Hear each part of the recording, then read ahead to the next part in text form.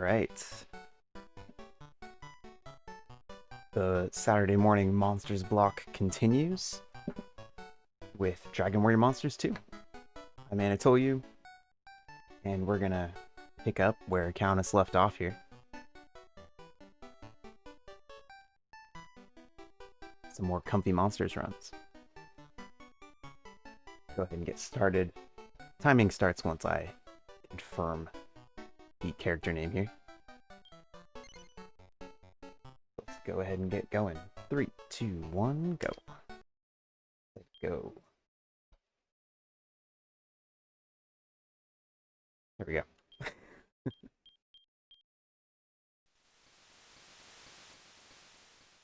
We're doing Terra version today.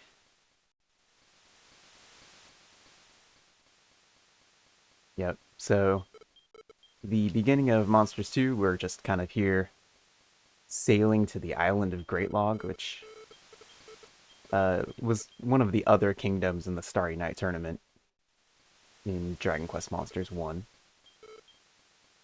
And at the very end, in the credits, if you pay close attention, you will see Terry and Wadabu in the arena. But we're a long way from that right now. Yeah, on the Game Boy Color, Kobe is a blue sprite, and Terra is a green sprite. But they look pretty similar otherwise. When we had our race that included some Japanese runners that were running on Super Game Boy, it was a little hard to tell if they were running on Kobe or on Terra.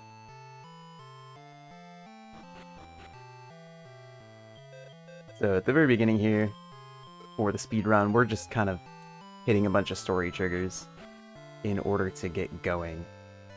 The speed run here just kind of goes through the whole main game, which includes basically going to 5 different worlds, which, unlike Monsters 1, are not randomly generated maps. There are a bunch of other worlds that have randomly generated maps, but we don't have to go to any of those for the main speedrun. So, yeah, this is a pretty straightforward speedrun. It's Dragon Quest, so there are definitely some points where we're going to run into some RNG. But overall, I'd say this is probably one of the more comfy and consistent of the Dragon Quest speedruns that exist, basically. Especially that aren't, like, manipulated. We'll do one little manipulation thing, but overall, we're gonna let what happens happen. So, at the beginning here, a lot of these story triggers have to do with Prince Kamea and Warabu, who is Great Log's counterpart to Wadabu. And unlike Wadabu, who's just kind of a helpful spirit, Wadabu's a little bit of a troublemaker. They're trying to steal the nut pie that our grandma sent us.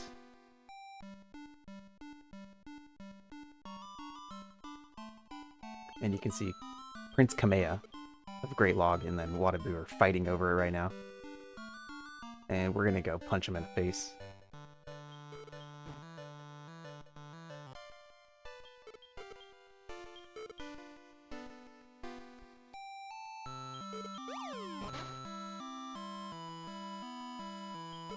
Okay, and then you can see we accidentally knocked that plug out of the bottom of Great Log. And Wadabu's telling us, or Warabu is telling us, if we don't plug that hole up, then the island will sink. Now I need to talk to this guy. So he's like, you need to go find a monster master who can help us figure this out. So that guy outside the vault is like, I don't want anything to do with Warabu. This guy outside the shop is like, the island's sinking? Well, I gotta get out of here. And don't forget, we are on an errand to bring that nut pie back to Mom, so we'll go talk to Mom.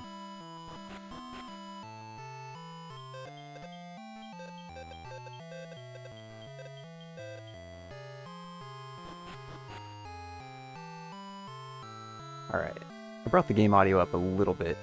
Let me know if it's any better, if it's still needs to come up. It's always tough with the Game Boy Color because it wants to be really loud, so I think I overcompensate by turning it down.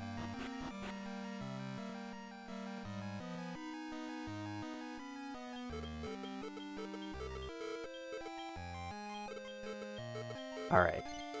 So Warabu is like, you can't find anyone to help? Well, I guess it's up to you guys. You know, Terra's like, I don't know, 7 years old or something, but she's gonna handle this. And Warabu gives us the Oasis key, which allows us to go to other worlds. He's like, I guess I should give you this Great Log key that'll let you come back home. Which is, it's good he thought of that. Otherwise, the only way we could come back home is by dying.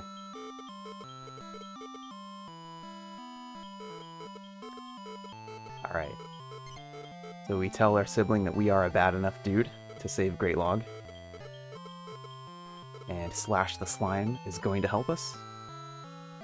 Slash is kind of like Slib, but not quite as cool. We're going to talk to Dad. He's going to give us some sagely advice and a pork chop.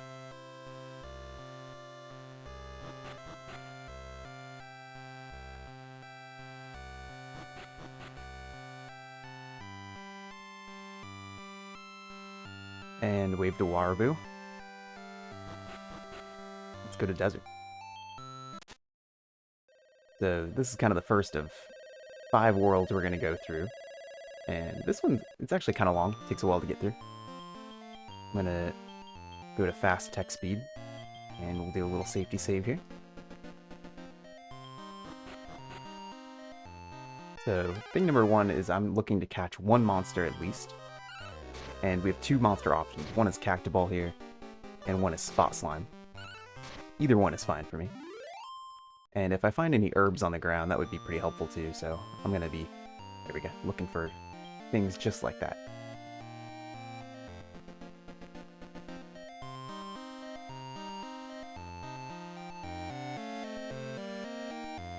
Okay, volume audio up a tiny bit more there. Little adjustments. Bring it up. Alright. Seems like that's probably fine. We're gonna walk right by that northern town. Nice, we've already found 2 herbs, which is pretty comfy. 3 herbs even. So we're just gonna look for some monsters here until somebody wants to join us. Yep, this game's main story is totally linear. There are, within some of the worlds, different ways that you can go through them. Especially like Ice World, when we get to that one. You can do that in different orders. But for the most part, everything is quite linear here. Alright. Bring my notes back up. Okay, so we've got a Spot Slime there. That was pretty easy. Didn't run into any issues. I'm gonna buy 4 beef jerkies. And we'll just fill up with herbs with the rest of our money. Alright, so here we actually run into one of the big RNGs of the whole... Well, actually, I'm going to get my slime up to level 2 before I go try to do this. He's almost always level 2 before I even go in that town. So I don't have to think about this most of the time. But it is going to be a little harder for me if Slash is level 1. But we'll just come out and take a fight here. Get up to level 2 real quick. Might have to take 2 fights. It's nice that that Spot Slime joined me at level 1 as well, because it'll be able to get a little bit stronger if it survives what we're doing here, which is not a guarantee. Okay, so we're gonna heal both of these little dudes up. And then we're gonna save right here. So we are trying to catch a giant worm. And we specifically want to catch one at lower level. So here on the Terra version, the giant worm can join anywhere from level 1 to level 5. There's some giant worms. We'll throw a pork chop at him, and if I have a chance, I'll also throw a beef jerky at him. I actually want to try to avoid healing, but if they want to go straight for my Spot Slime, I won't have much choice. Because healing your monsters actually decreases the chance that enemy monsters will join you. So I'll throw some beef jerkies at him. Try to make up for that. And if Hilda dies here, I actually will have to reset, because I need 3 living monsters for the next scene. So, too bad, but not a huge deal. We do expect to reset a few times here as we're trying to get the giant worm recruit.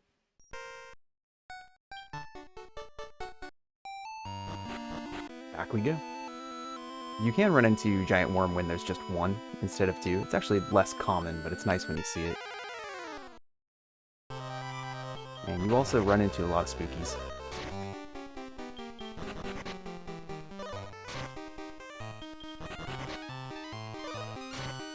Running in this game is pretty bad unless you have higher level monsters than the area. So when we have like a level 1 and a level 2 monster, we're probably not going to run until like the 3rd or 4th try most times.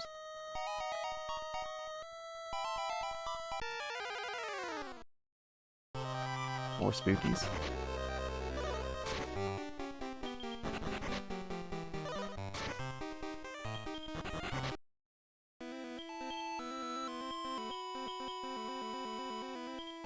Sometimes it's faster to heal inside a battle, so I would prefer to do that, but again, here, since I'm trying to catch somebody, I actually want to avoid healing inside battle. So we'll take the menus instead. Yep, that's 3 spookies in a row. 4 spookies in a row. All the worms are gone. Come back, giant worm.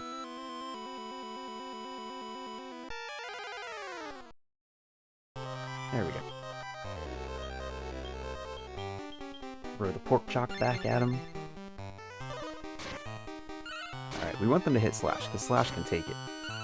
Hilda's not very good at taking it, so we'll do this thing again.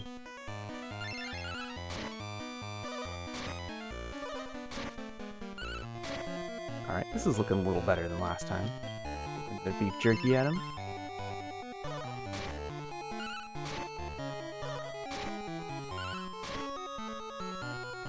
And 1 more, since we actually can afford this. So we had to heal once, but we threw 1 pork chop, 2 jerkies, so we have a decent chance that it'll want to join. And it did, very nice. I'm not committed until I see what level Flora is. So Flora the worm is level 5. I'm going to reset that, because that's the worst case scenario, and it actually loses time to take a worm that's that high a level, unfortunately. So we're going to go back in the well. So the reason this matters is whether the worm joins at level 1 or whether it joins at level 5, it's going to have the same stats. The difference is a level 1 worm is going to gain levels way faster and gain more levels. So it's actually going to be much stronger as we go through the chapter here.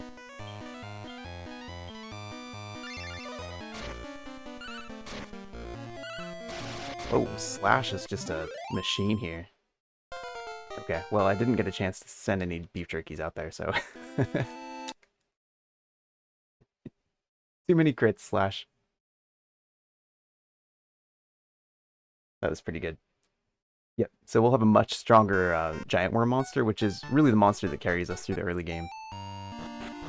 If it joins it, a lower level versus higher. And I'm not necessarily going for like level 1 here, or else we could be here for a while. I would prefer to kind of have like 3 or lower. If it takes too long, we can deal with level 5, but again, we're losing significant time with that, and actually making things a lot harder for ourselves as well.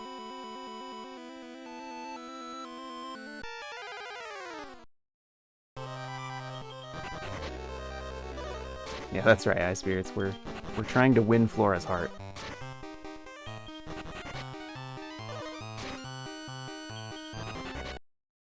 Unfortunately, we just have all these devs showing up.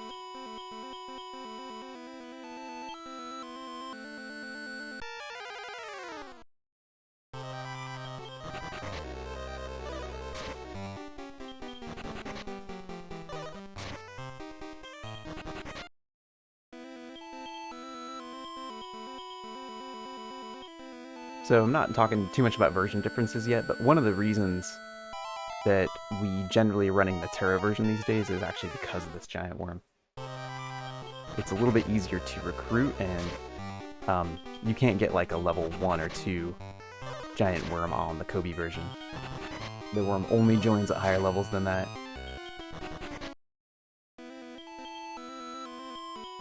So you're able to just get a faster time on this one, and it's a little bit easier to get the early game started. That's actually the main reason we do Terra.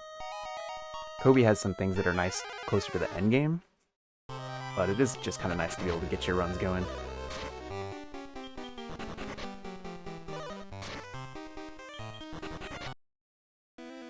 I'm going to kind of reset. We're at a sort of awkward place with healing there and using a bunch of herbs, which I would prefer to keep some of those because we do have some boss fights coming up.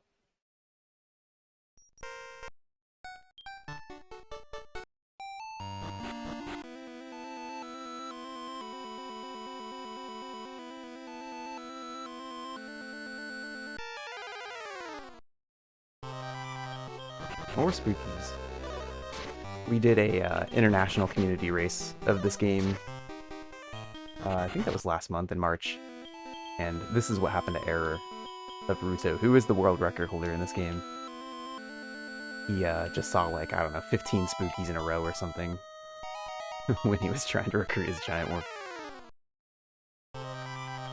So it's not really that weird necessarily to run into a lot of trouble here, and I would say this is actually one of the hardest parts in the entire speedrun.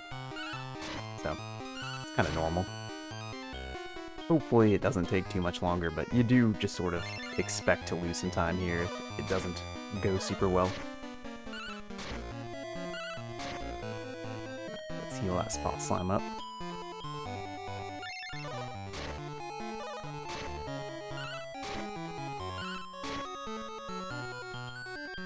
Get more jerkies out.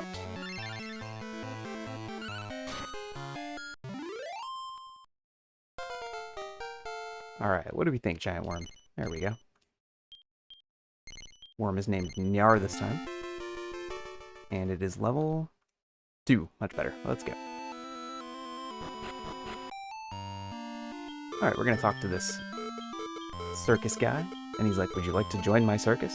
And it turns out that Terra's got some pretty sweet moves to show off. She was always ready to run away and join the circus.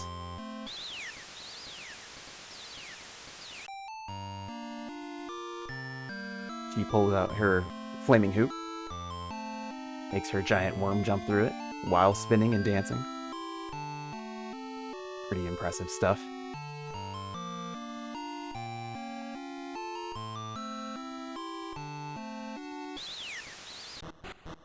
Alright, circus leader's like, that was amazing. I can't believe that you just had that and you were ready to go. You can go talk to the king whenever you want. So we're gonna go do that. And he's like, oh, you want to see my treasure? Because again, we're looking for something to plug that hole at the bottom of Great Log. And he's like, yeah, okay, well, I'm trying to figure out how to be a good king, and I'm gonna ask you, 7-year-old child. Can you go find out what the people of my kingdom need from me? Terra's ready. She's gonna go talk to the lady by the well, thanks DQ6. And she says, ah, the well's running dry. Can you go talk to the king about it? But we'll go ahead and do that. So yeah, the reason I needed 3 living monsters was for that circus scene where we made our monsters jump through the flaming hoop. Can't do that with 2 living monsters in a coffin. Alright, so everyone's like, King, you can't really go do that. And he's like, I'll do it myself. So we're gonna head back up to that northern town that we walked by earlier.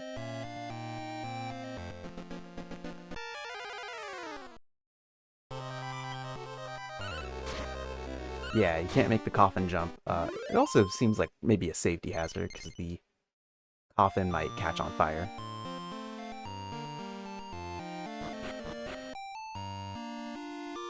So we just come up to this northern town, which is where we can get into the well. And again, someone's trying to stop the king from doing stuff. And so he assaults this man. Hopefully he'll be alright. And one nice thing about Game Boy Color is it's very easy to save, so we'll just take a couple little safety saves here and there. Alright, so I'm looking to get my giant worm some levels here. I'll put him on command fight so he doesn't try to beast cut everything.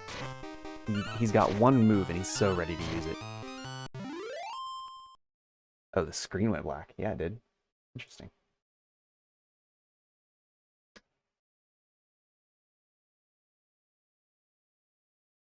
What are we doing, capture? There it is. We are so back. Sorry about that. No idea what happened with the capture program.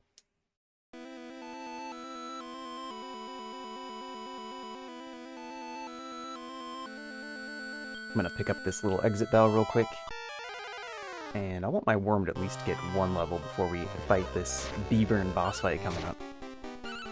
So, if we don't get it from this spooky, which we might not, it's not a lot of experience, then I'll take one more.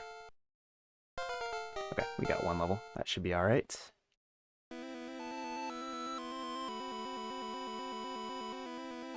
So here we have this Beaver who is trying to make a home for the Beaver clan, and that's why we've dammed up the water. But we cannot allow that to continue. I am looking to finish this fight with only my worm surviving. So I'd love to see Slash go down pretty soon. Beaver doesn't really have a lot of HP. So this fight will go pretty quickly. That was a nice big hit on Slash. One more will do it. There we go. Now I just need to make sure to keep Nyar, my worm, alive.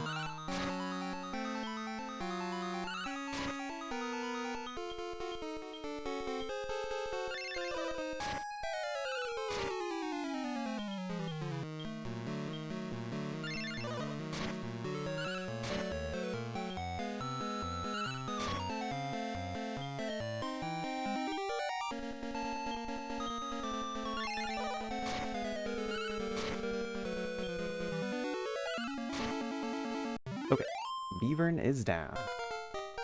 So my worm, being the only survivor of that fight, is going to get a bunch of levels here. And again, this is like where getting a lower level worm and then having it be the one who survives is really going to start to pay off. So we go straight from level 3 up to level 9.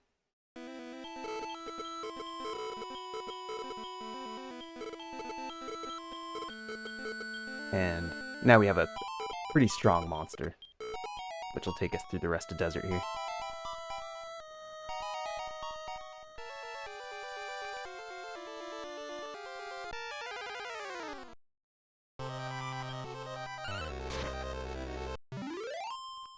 Yep, no problem seeing spookies now. We're ready for them. So we did, alright, we have water again. Maybe the king is alright, she says.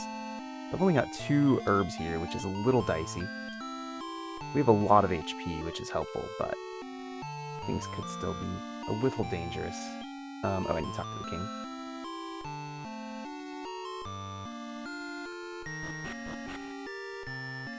Yeah, the spooky are not spooky anymore. If we actually wanted to run, we could first try now with a level 9 worm. Wouldn't be too big of an issue. Alright, so we go to the king for our reward, since we've brought the water back. But, some thieves came and stole everything. Guess we're gonna go have to deal with that.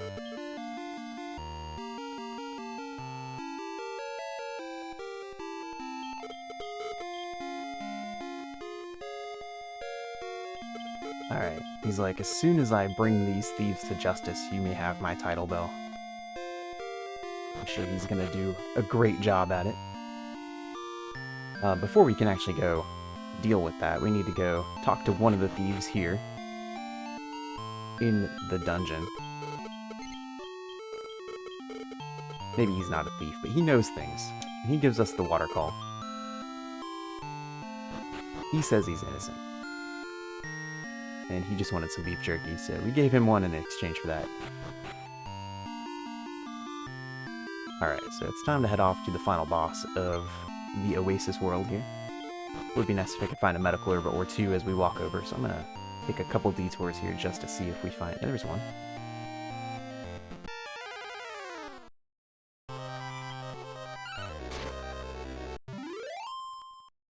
Just to try to make this fight a little bit safer, because it actually can be dangerous. Mostly because this boss does have a low chance to do critical hits.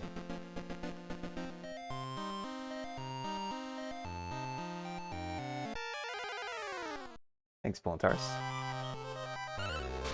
We got past the hard part. We've got a giant worm. Everything is smooth sailing from here. Down here. Oh, alright. We'll probably be fine with the level 9 worm. That's gotten a bunch of levels. Won't stress over it. So we head over here to the actual oasis. And we can't even get to the water. So we pop by this little pond. Use the water call. Calls the water.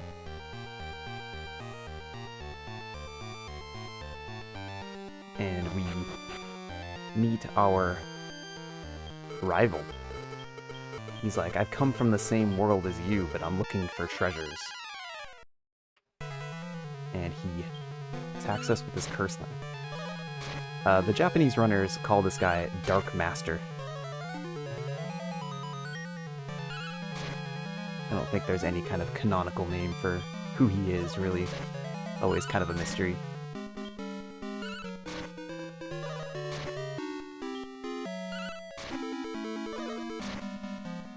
Alright, we're doing really good damage here. So I think our 2 herbs will probably carry us through, but it might be close. First lamp has 220 HP, so quite a bit to get through. Worm pumping itself up is pretty nice. The lamp also cast upper on itself a couple times at the beginning of the fight, which is truly not what you want. Ooh, we missed. Well, it might not make this one, we'll see.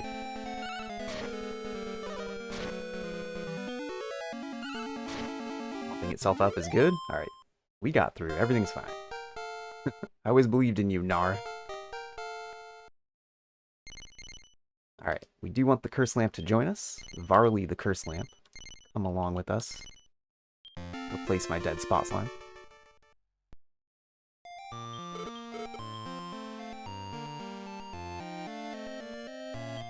Alright, and we are through kind of the first world here.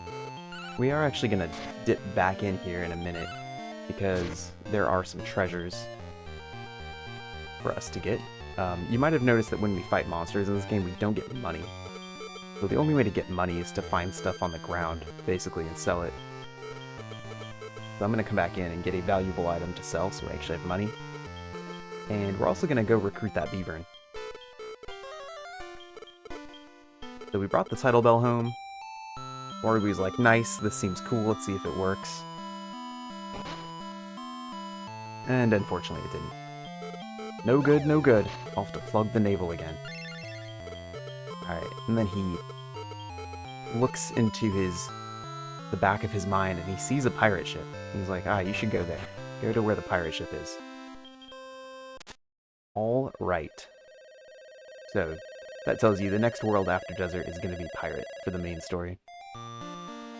But like I said, we're just going to kind of pop back in here real fast. So that we can actually be set up to win the pirate world. No reason to take all these fights anymore. I will pick up the herbs that are free on the way. I'm about to like max out my inventory on medical herbs in a minute here, but if they're free and they're just kind of right there, may as well take them. So we come back in the well. We're now able to use this tidal bell item, which allows us to float around on water. So every time we beat one of these main story worlds, we're going to get a story item that allows us to do some kind of extra overworld movement thing. This one allows us to move over water, as you can see. There's going to be one that lets us break rocks that are in our path, and there's going to be another one that lets us fly over kind of like open space. And we will use all of them, although the rock one we'll only use like twice. Don't really want to fight things because don't need to end up giving Slash any more levels. Alright, so we picked up a wind staff when we were in there. I'm gonna sell that for 1,200 gold, which is so much money right now. Let me just check. I think I have 2 beef jerkies, right? Okay, so that should be all I need. Just checking on that. We'll buy one warp wing, and then otherwise, yep, just as many herbs as we can hold, which is 17. Alright, one last thing to do here in Oasis. Go make friends with the Beaver.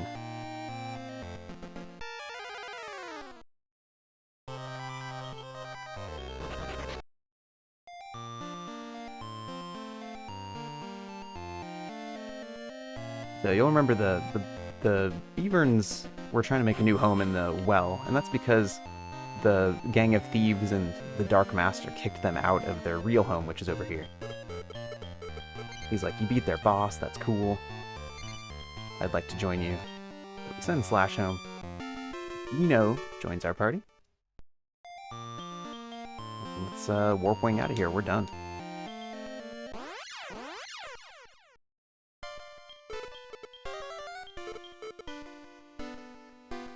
Cool. So in Monsters 1, Countess spent a bunch of time in the monster arena, and we're going to spend a little bit of time there here. But it is way less of a thing in this game than it was in Monsters 1. So before I go in there, I'm just going to reorder my party here. Cool. So let's go win the Kids League. You know that Terra can easily take out the Kids League.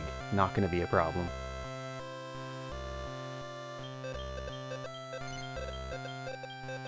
Yeah, Slash has earned his retirement. He's gonna go be the Sage level 2 slime on the farm.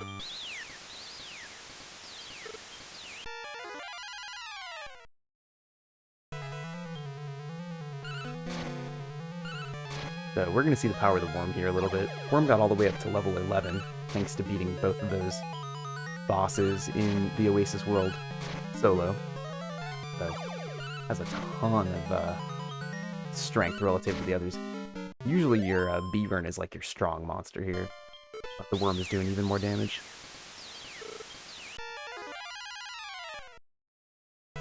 This fight, the only thing that really slows us down in the arena is if that eggplanton wants to do a bunch of dancing. So you always kind of hope that the eggplanton doesn't stick around too long, and if it does, that it doesn't dance. Nice, alright. No one got caught up in dancing. My monsters have a lot of good characteristics, but they're not very fun. That was a nice fight, though.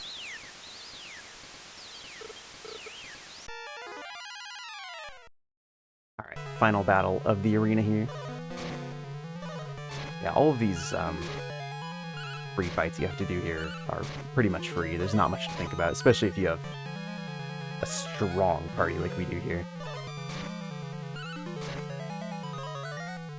Mad Ravens like to up their own agility, which kinda doesn't matter much.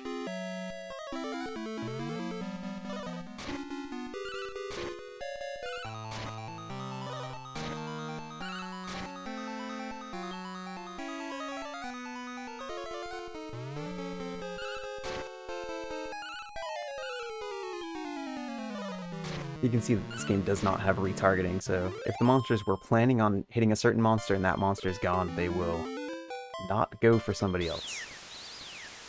Alright, our reward for winning the Kids League is that we can use the Starry Shrine, and we also get the Pirate Key. We are not yet ready to use the Shrine for anything, so we're just gonna head straight to Pirate.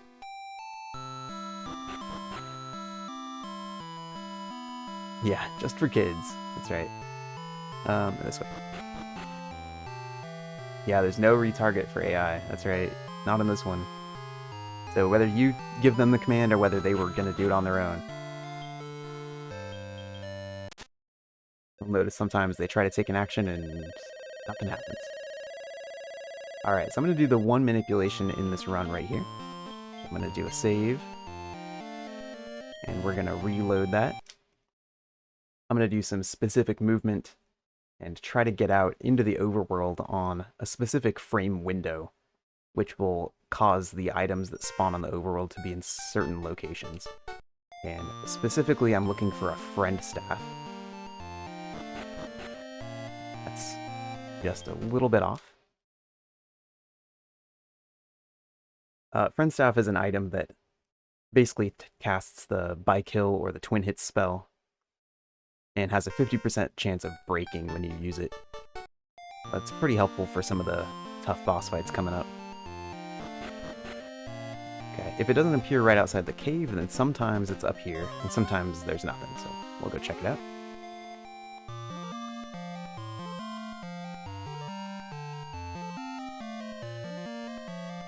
Not there.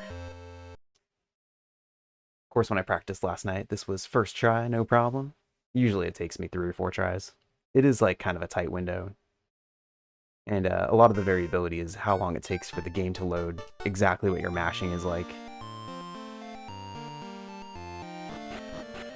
There we go. Friend staff.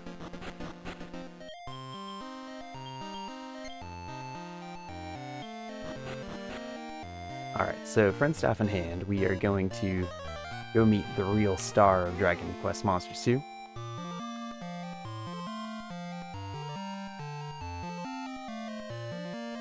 Squiz the Hood Squid. This is a pretty tough fight for us to win right now. But fortunately, our Gigantes, I wish. That would be nice. Fortunately, our Curse Lamp that we picked up does know the upper spell, as we saw in the fight with it, and we are going to ask it to demonstrate.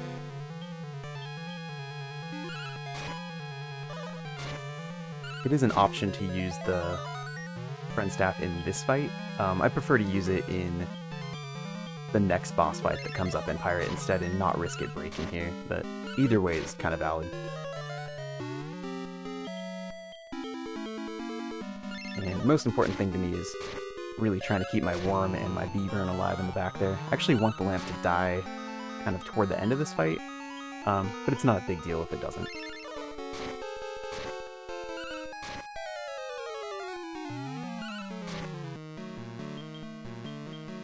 But yeah, this is a pretty long one. Squiz has a lot of HP, and I have to heal almost every turn as we go through this.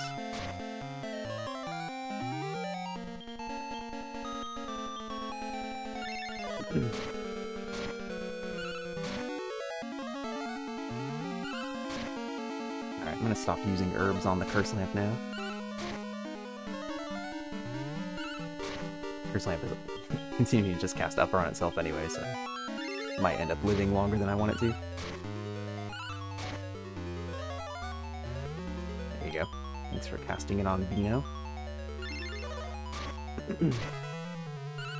Curse Lamp is down. It's actually pretty good. Got down to 5 MP. That's just about right.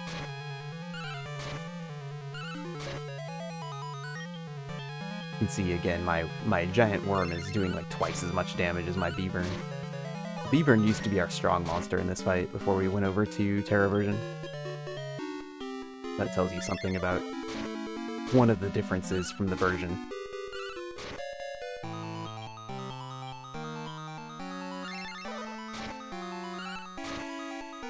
So very good that the worm is just surviving here, getting a bunch of damage out. This is looking pretty safe.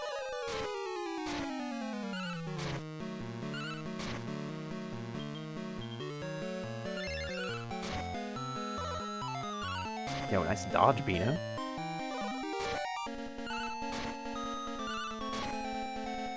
Nice. Really, really good Squiz fight there.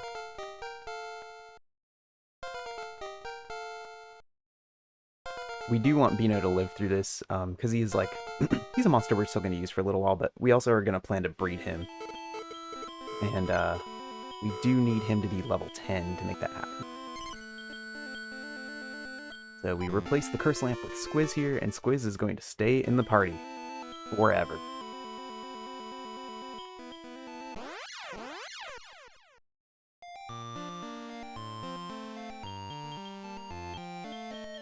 Squiz in the front. Nothing but Squiz. Yeah, nothing but Squiz. Who won the community race? Who won? I think Hactical won. Is that right?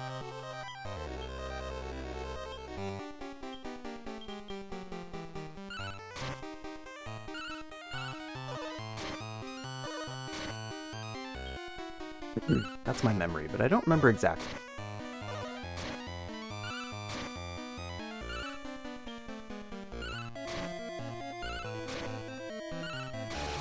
See ya, Face RTA. Alright, so the next kind of goal here, after we hit these story triggers in this town, is we are actually going to be looking for 2 more monsters that we have to get to join. And we're just gonna need both of these actually in order to get the key to the next world. Using up my herbs there on purpose, because I'm about to be able to replace them with Love Water, which is the next more powerful healing item.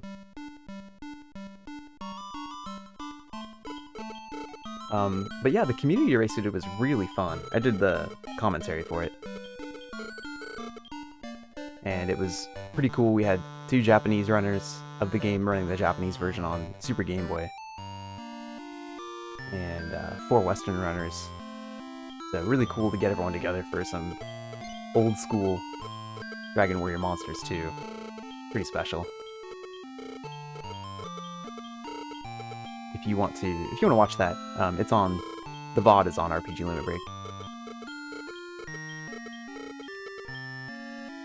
Kind of in the tradition of the Dragon Warrior 4 international community races we've done a few times now.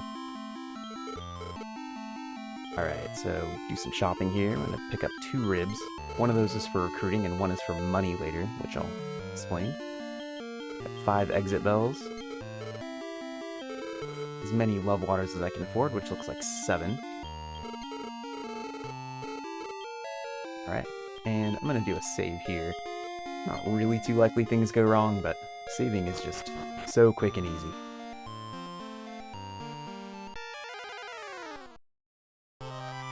Nice, Army Ant is one of the 2 monsters I'm looking for, so great that it shows up. If I throw a beef jerky at it, we've got a 95% chance it joins.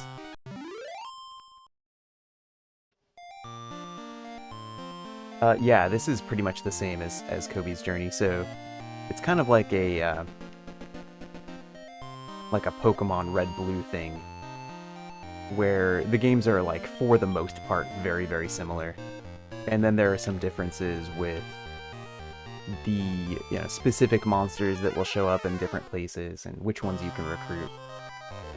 A couple fights are a little different, especially the rival fight at the end is very different. Wow, this Army Ant... did the first one not join me? Oh. Okay, well we have an Army Ant for sure. I threw the beef jerky the first one and it didn't join me and I just didn't notice. And then the second one I didn't give meat to, just joined automatically. Thanks, game. Thanks for saving me. Alright, these were like the perfect encounters. The gopher is the other one I need.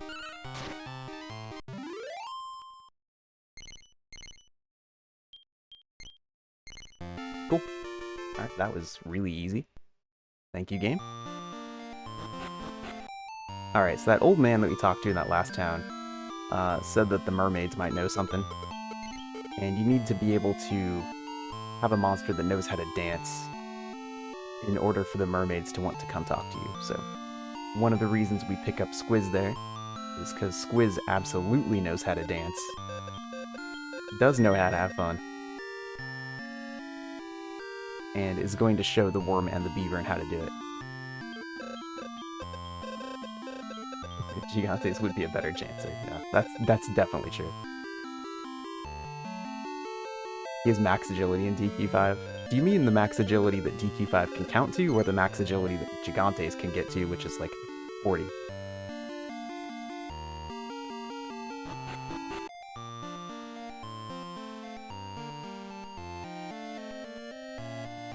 255, alright. Impressive, Gigantes.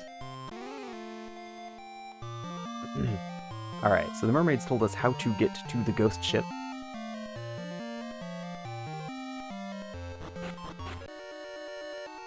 I don't remember exactly why we're on the ghost ship, but we're just working through things, you know? You almost always get one fight in this little hallway here. Inversion is kind of annoying. This is a Terra-only monster, and he likes to use Sidestep, which gives him an extremely high dodge rate. Yep, there it is.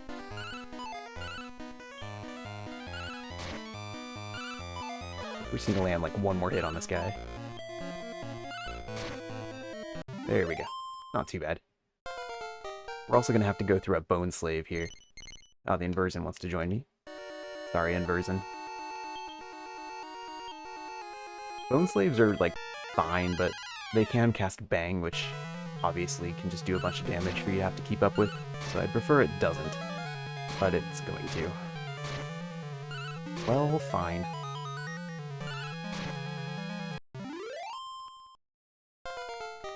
Alright, our Beaver did get up to level 10, which is great.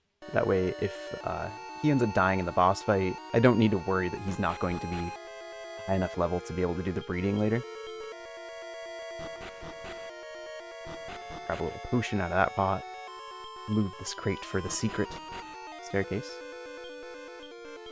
Alright, got some repellent out of this. I'm just going to use that immediately before I take another step, because I do not want to run into any more monsters on this boat.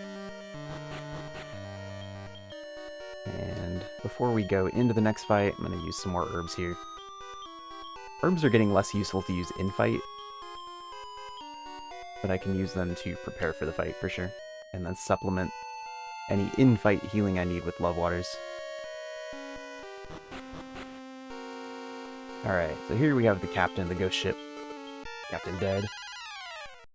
We've still got that friend staff, and I'm going to use it. Use it on my worm, since my worm has gained 11 levels. And the friend staff didn't break, which is great, because I can use it again if I want. Which, we're in pretty good shape here. I'm just gonna go ahead and do it. Use it on Squiz. And we still have it. Alright, this fight is gonna be easy, and we get to keep it for another fight in the future, which is amazing. So yeah, every time I use it, 50% chance it breaks. But not running into that problem here.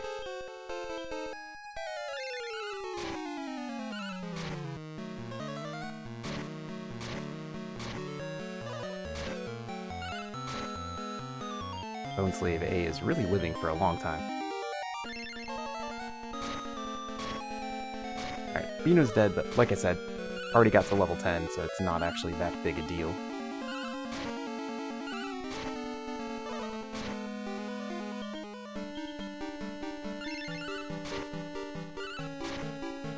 Doing a ton of damage to this guy. My worm healed up a little bit more. This guy can do a like a squall hit attack where he goes really quickly before I can actually use my item at the beginning of the turn. So I do need to watch out for that. Yeah, level 2 worm. I got a level 5, but I reset that, and then we got a level 2. Took a minute. Everything about the run has been really good, except it took a while to get the worm. We saw a lot of spookies. Captain Dead goes down. And we can get the Moon Rock.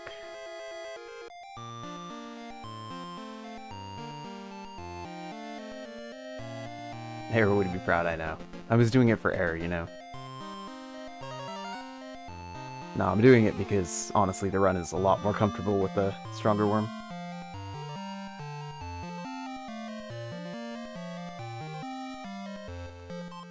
And the marathon is ahead. So. No pressure, honestly. We have time for me to want to get a better worm.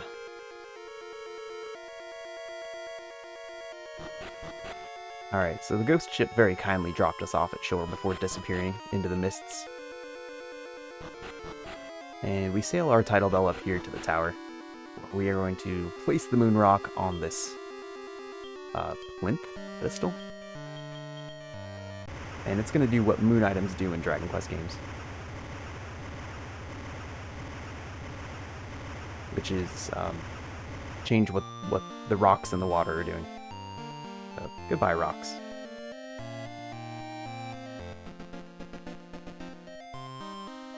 If you like this action, look forward to Dragon Quest II Race later on today. So you can see even more moon item rock disappearing in the ocean action.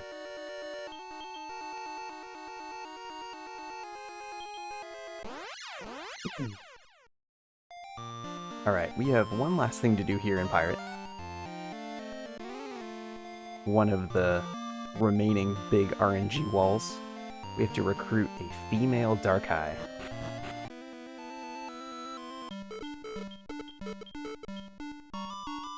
We're gonna do that right in this cave. Before I do that, I'm gonna run over here to pick up a repellent. The repellent item in this game is really powerful, so for a certain number of steps, you just don't get any random encounters, either on the overworld or in dungeons, which is why we're not getting any right now. We can't buy them yet, but every time any are available to us, we're gonna take them. Let's see here. Let's heal Bina, or my warm-up to get a little stronger there. Use my bookmark. Alright, so I'm saving there because we're recruiting a monster here, so I'm just gonna hang out right by this staircase, and we're gonna look for an encounter with a Dark-Eye in it. One really nice thing about monsters too is I can tell if it's going to be the right gender from the party it shows up in, and this one is fine. So let's take the Slabbit out.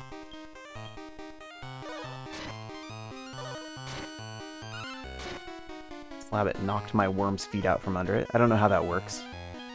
Doesn't make a lot of sense.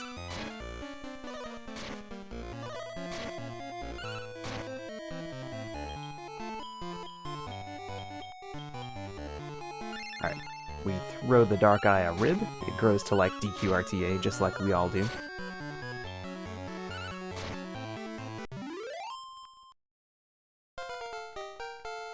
Yeah, Ash, the moon does control the tides. It's true. Alright, Polam, you can come with me because I need somebody who has some HP, because we're going to walk through some lava. So, female Dark-Eye, first try on that was great. That's as good as that goes, really. We'll put some more repellent on, and we can finish out the pirate chapter here.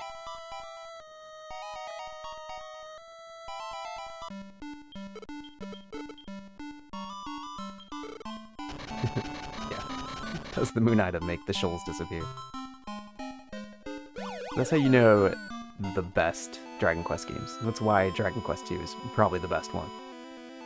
Which is the universally held opinion. That's fine.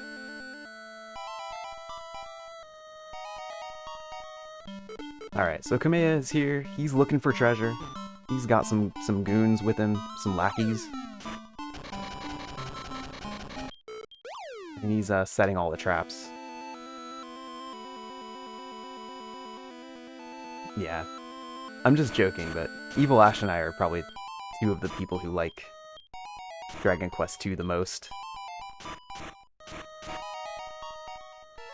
Just like, really genuinely like it.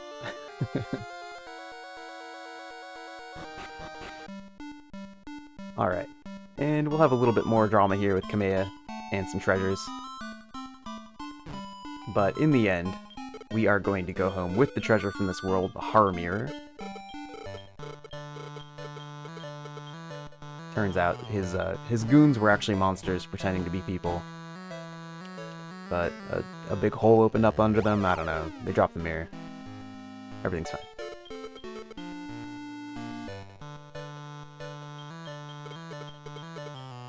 Oh, Zytoriak likes 2 too, yeah, that's good. Glad we got another one. We try to plug the hole with the Horror Mirror. And unfortunately, just like the title bell, not gonna do it. So, Warabu's feet are gonna be warm for a little bit longer. He tells us we need the ice key for the next world. And before we can go into ice, we are gonna have to do a couple things. So I mentioned that we recruited the ant and the gopher so that we could get the key to the ice world. So now we've got to follow through on that.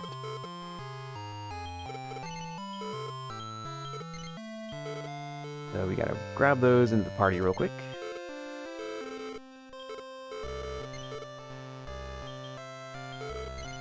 Keep Squiz with us, of course. How could we ever do anything without Squiz? And first we're gonna come over here and talk to Dad. You remember Dad, he gave us the pork chop. He's like, it would be great if I could have somebody who would dig for me. And we're like, we've got this guy who has a shovel. Perfect monster. And then he gave us a tiny metal. Wow, thank you, Dad. Tiny metals are pretty special. We all love tiny metals.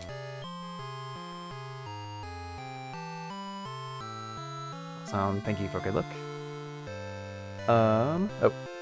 And because we're doing this routing, I'm gonna go talk to Mom. Mom is gonna give me some allowance. He's like, you wanna run an errand for me? I'll give you 200 gold for a love water. I made sure to keep at least one of those in my inventory. And so I just get 200 gold for that. She's like, you'll do it again? How about a potion? She gives me 400 for a potion. I've already got one of those. Same for rib. And then finally she's gonna say, here, pick up a sirloin for me. Here's 1200 gold. I don't have a sirloin actually, but I've got the money from Mom. And we'll get one sometime in the post game. So that's a lot of money. It's going to be really helpful for us to buy some healing items to take into the end game later on. Because like I said, money in this game is actually pretty tough. You don't get any money from fighting stuff. You only get it from items and from Mom. The army ant we got for this shopkeeper who's doing some unpacking. And he gives me the ice key. Perfect. That's what we needed.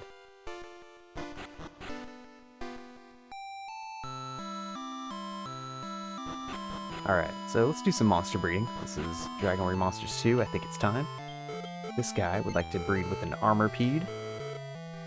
We will breed our giant worm with that armorpede. Insect class is important for us here. Get a giant worm +2. It's going to be a giant worm +2, but it's going to have a lot of defense, and it's going to have some inherited abilities from that armorpede. Most important of which is going to be twin hits. So at level 17, this giant worm +2 is going to learn the twin hits or the by-kill spell, which is really important for us.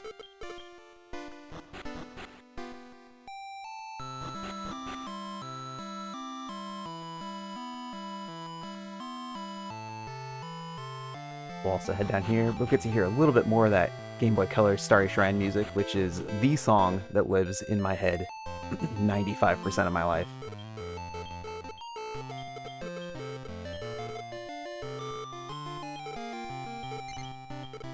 Start by hatching the giant worm.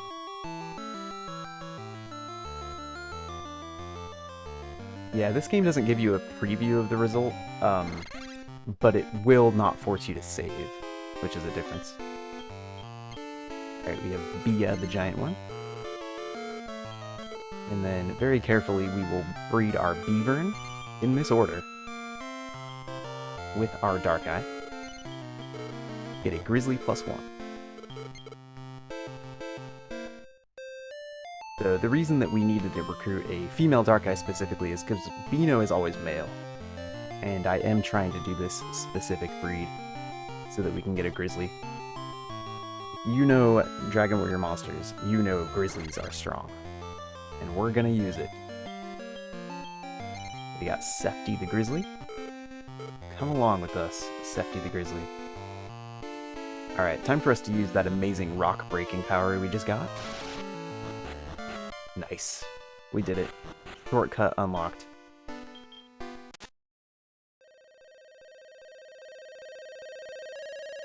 Alright, welcome to Ice World. So, Ice World is great. It's probably my favorite one of all of the worlds. There's a bunch of cool stuff to do here, and the overworld music is the best. It's just really got that epic Game Boy RPG vibe, which I love.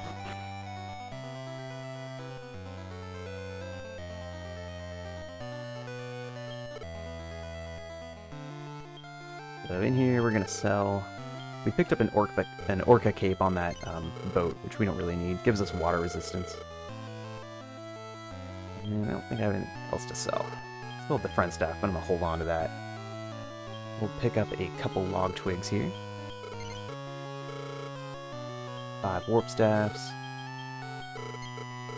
And we can get 7 more love waters, so let's go ahead and do that. Cool.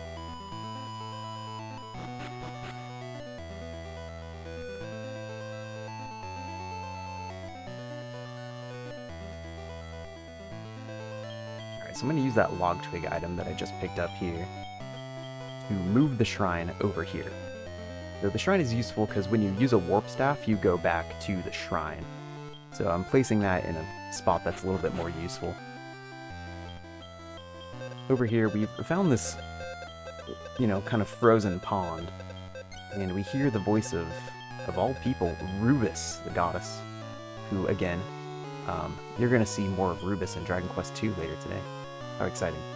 She gives us a crest and she's like, hey, you gotta help this place. It's got some trouble. Fair enough. I'm just going to warp right back to my shrine, and because we've got actually a pretty low-level party right here, I'm going to take a safety save. The first fight that we do in the ice world can be kind of scary, but it is going to be an important one, because as soon as we have some experience on these monsters, they're going to be pretty strong.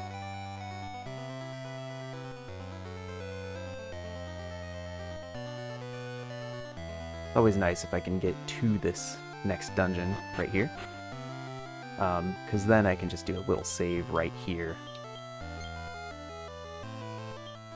instead of way back and have to walk across the overworld in case this first fight doesn't go well. I'm also gonna go ahead, since I've got the friend staff, and move my worm and my bear into defensive so that Sarah can use her action to use the friend staff, and those guys will just want to defend. Friend staff on Squiz. Friend staff shattered, but, you know, third try. Did some good work for us. Squiz wiped out there. I think we're... I'll use my herb on Bia here just to make sure we're staying safe. Alright, Squiz, get back up, buddy. This is kind of a scary fight for the first one in ice, so as soon as Squiz has taken some of these guys out, it's not so bad. But I do need to be really careful to keep my worm and my bear safe, since just a couple of hits can take either one of them out. Alright. We don't have anyone confused, that's good. And it looks like we should be pretty safe now.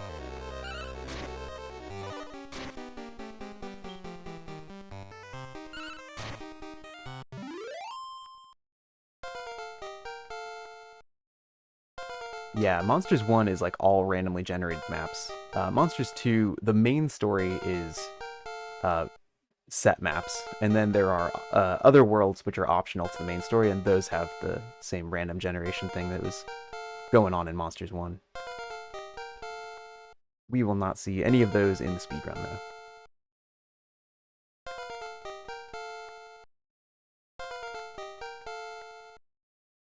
Alright.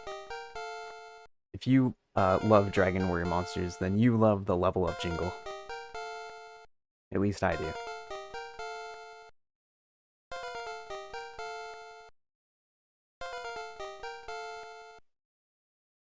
Alright, so we've got some pretty strong monsters now. I'm gonna take a minute here just to heal my bear up specifically. The worm, because one of its parents was an armor feed, is actually got really good defense now, after getting 9 levels there. But the worm is still fairly squishy if someone wants to punch it. It puts all of its stat points into attack power. This would have been a much better first fight to get in the mine, but it's fine, game. No worries, it's cool. Thanks, Squiz. Since I forgot to take my other monsters off defend, you you really carried that one.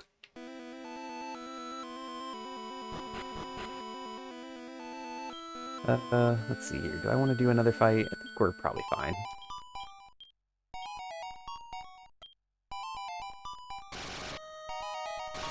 Why don't we plan on... Let's do this the safe way here. I'm gonna heal Squiz up. We're gonna let Squiz dance. See if we can get a dancing bomb crag here. Just so this is a little bit more safe and stable. You can charge and you can command fight. Bomb crag unaffected by the dancing. Bomb crag does not know how to have fun, confirmed. Ooh, the boulders. We don't like the boulders. Fortunately, the bear is immune to boulders, which is canonical to make sense. Bears in real life are also immune to boulders. If you throw a boulder at a bear, it doesn't work. Alright, Bomb Crag has learned how to have fun. It's smiling. It's dancing. Good. Sometimes you gotta get a little older before you learn how to loosen up.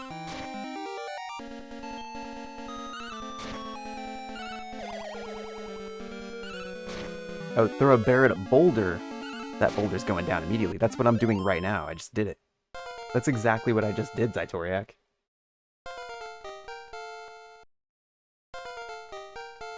Okay, that was like totally free. That guy actually decided to dance a lot after the first couple turns. So at this point, I'm not really that interested in keeping Squiz alive. He's sort of just taking experience that I'd rather have to go to other monsters. But if he decides to live for a little bit, it's not a big deal. We are all done here. There's a lot of story stuff going on, but I'm not going to try to recap quite all of it. Basically, those guys were fighting over what they thought was some very valuable things inside the mine, and turns out it was just a trick by the Bomb Crag. They were fighting over nothing.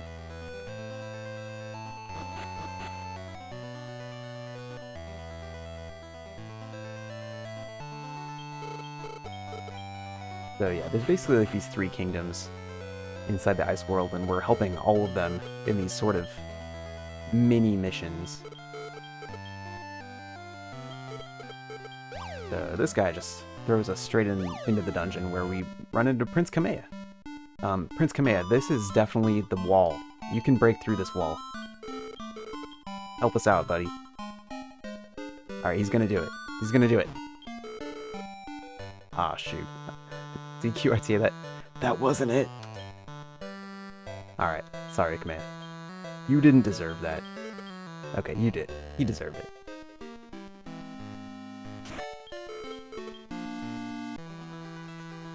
Alright, that other guy who looks like a king is also in here.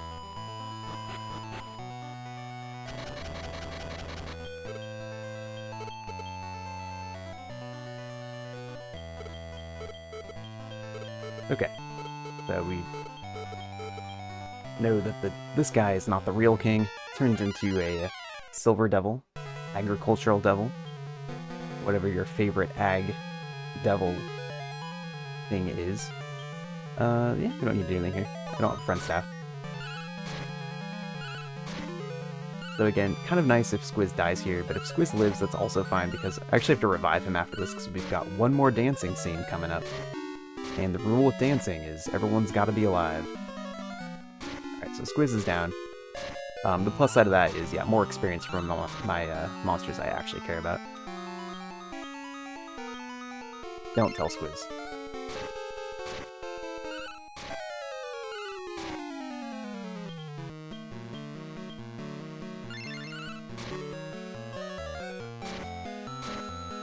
Attorney General Devil. The devil with some authority, some legal authority. I like that.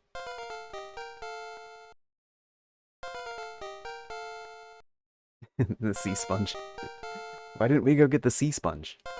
Sea sponge just isn't as good at dancing.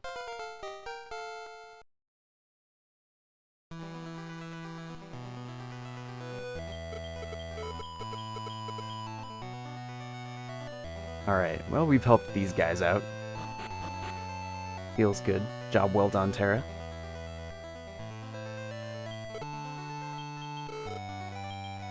Alright, come back to me, Squiz.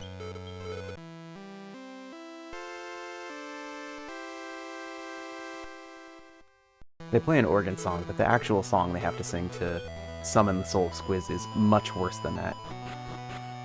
It's something that, if mortal men were to hear it, they would be driven mad. We're gonna dip into the inn real quick, just to get everything refilled as kind of a safety check, and go refill our love waters. We've used quite a few, so we can actually hold 12 more of these now.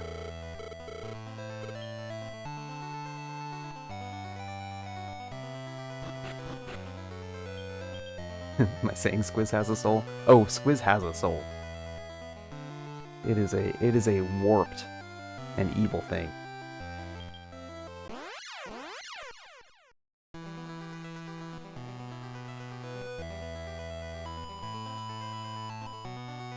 Alright, time to go to the far corner of this whole continent.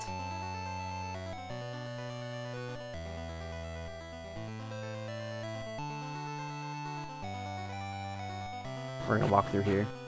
It always feels kind of weird when you walk through ice, that you just walk straight over forests and hills. I know it looks wrong, because in any other Dragon Quest game that would be asking for more encounters, but a strange thing about the ice world specifically in Monsters 2 is every tile, regardless of what kind of tile it is, has the same encounter chance. Or specifically, it's counting down the same amount of kind of your threat counter there. You dancing, Squiz? Yeah, okay. Wanna make sure. Hey look, it's Pierre, yeah. I don't have my soundboard with Northrex clipped, but I'm sure you can all play it in your minds. It'll be fine.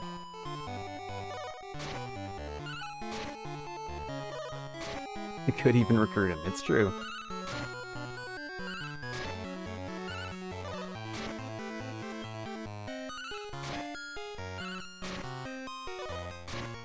Alright, as long as Squiz doesn't completely die, I don't mind that he's the one taking the hits here. Congrats on level 14, though.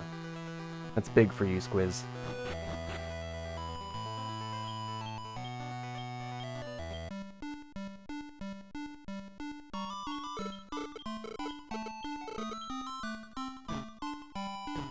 Alright, Kameya's head seems fine.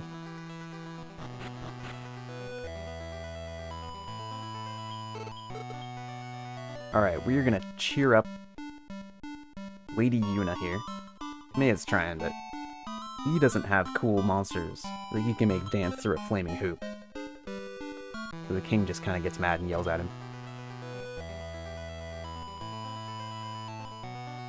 But we've got monsters. Oh, do we? Look at that bear twirl. Good thing my hoop was big enough for this. Hera was extremely prepared for what she had to do here. He's like, not even this. Oh, it's rough, King, I know. If even that couldn't do it, there's a real problem. Alright, so the real problem with the Queen Yuna is that her soul has been taken. I'm going to put Squiz in the front here. And we'll take a little safety save because there are some monsters in this next place that have instant death spells. And that's concerning. The hoop is why you only carry 24 items. That sounds like the best reason I've heard for that. Alright, so we go in the forest here. We talk to this cursed horse. And we see the soul of Lady Yuna. Just wandering lost in here.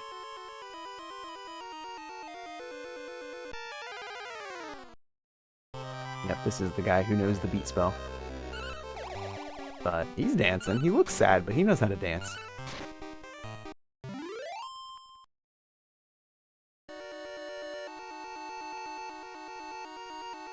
And speaking of 24 items in my inventory, he's about to take one up. So I gotta make room.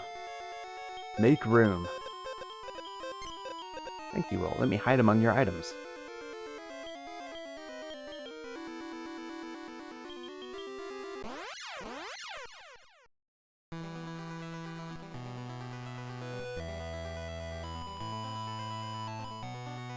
Alright, so we've got her soul. Let's bring it back home.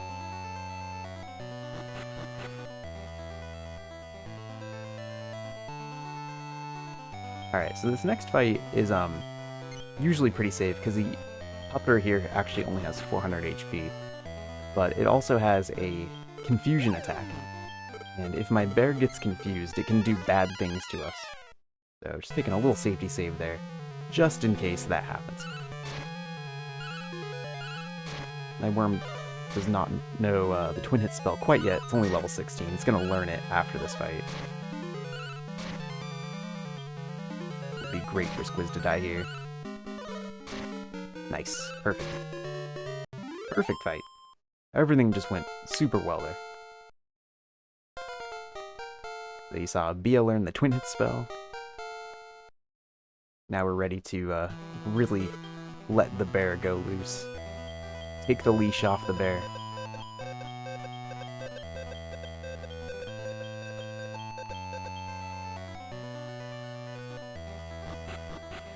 Septi's a pretty good name for the bear. I'm cool with that one.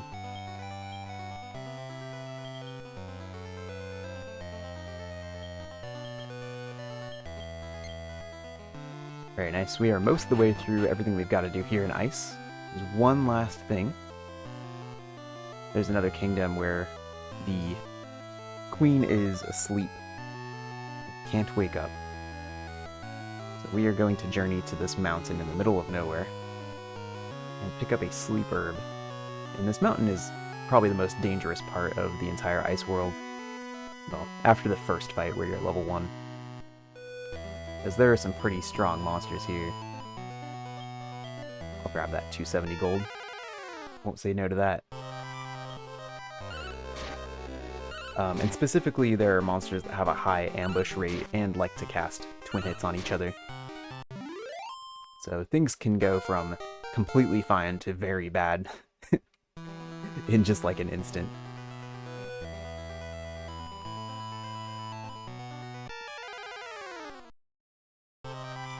Yeah, no Strength Seed drop yet, but we'll get so many Strength Seed drops in the Dragon Warrior 4 race tonight. Don't worry. You're gonna see those left and right, I'm sure. Alright, Septi covered his ears, which is the most important thing here.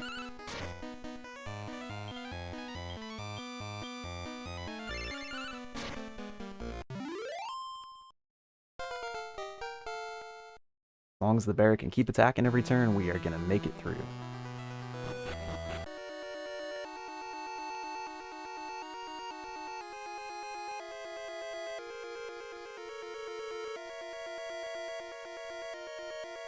So climb the mountain. There's always at least one encounter as we climb the mountain. If we can get through with just one, we're lucky. Oh, nice. Just a giant moth. This is like the best thing you can see here. Not going to ambush me, not going to cast twin hits and hurt me very badly.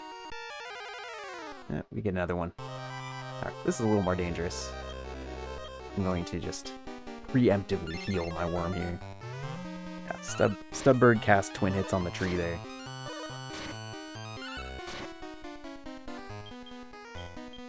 We're just gonna hang out in healing mode at the very beginning here until we at least take one of these guys out. You can see why.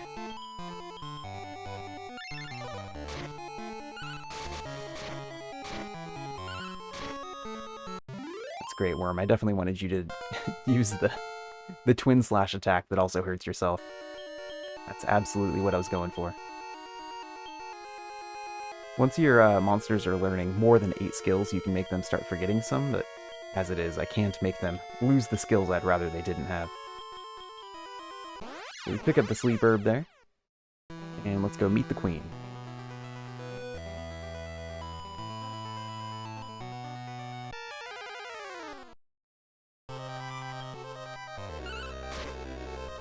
I like how Zytoriax sees a bullbird and is immediately like, ah, there's a 1 in 128 chance this drops a Strength Seed.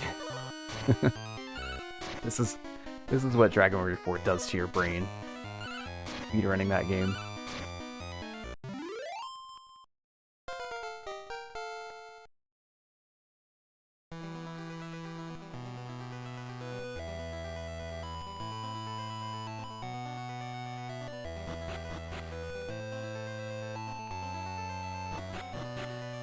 Alright, we're just gonna pop in the inn here. Get refreshed, recovered. Let my bear sleep in a nice warm bed for once. You've earned it, Sefty.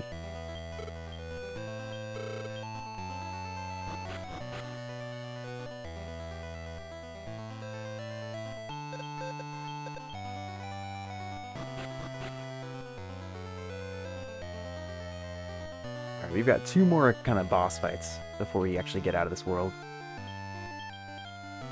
First, we have to fight this goat horn.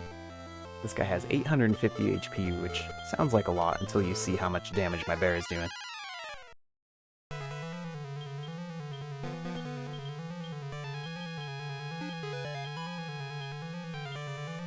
So we open up, casting twin hits. 206. I'm also going to go ahead and just cast Stop Spell on this guy. That should make it so I don't even have to heal as we go through this.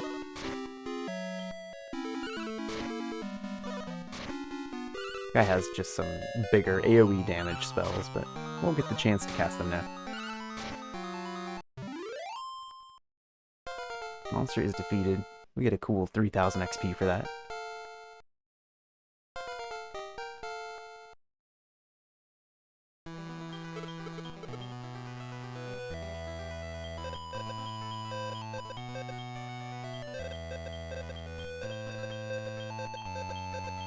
Alright, and the queen is awake. Great. So everyone here is now doing pretty good. All the kingdoms of ice have been saved. Now we just gotta make sure that Rubus is gonna be okay, because that pond was frozen over. Do a little shopping real quick here. I'm gonna buy 3 Sky Bells. This is actually for the final boss, who is able to confuse me. And then we'll just fill back up on Love Water. Do that first.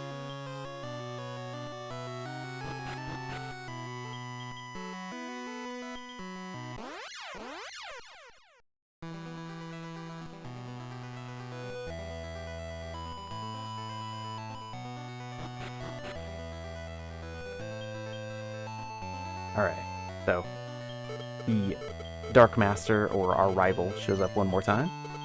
We've got a rival fight here. But I think we are probably going to be able to handle it. He hits on the bear. Everyone hit my worm, which is great. It's just what I want.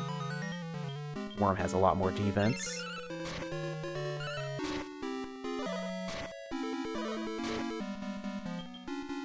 I don't really need to make sure my worm lives through this, but...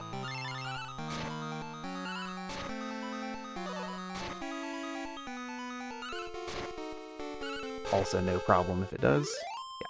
So, rival fight down very quickly and easily. That goat horn has a lot less XP than the previous one I fought. Showing up with the Archdemons there.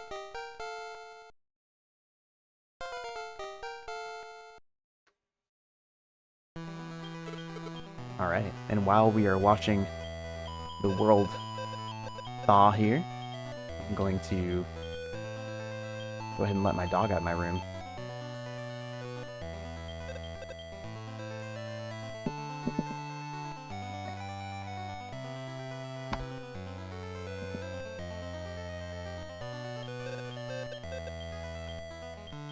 We get the Sky Shield.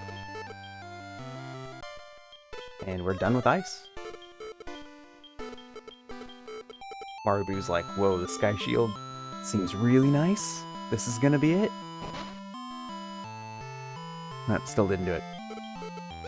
No good, no good. Alright. He's like, you need the Sky Key next.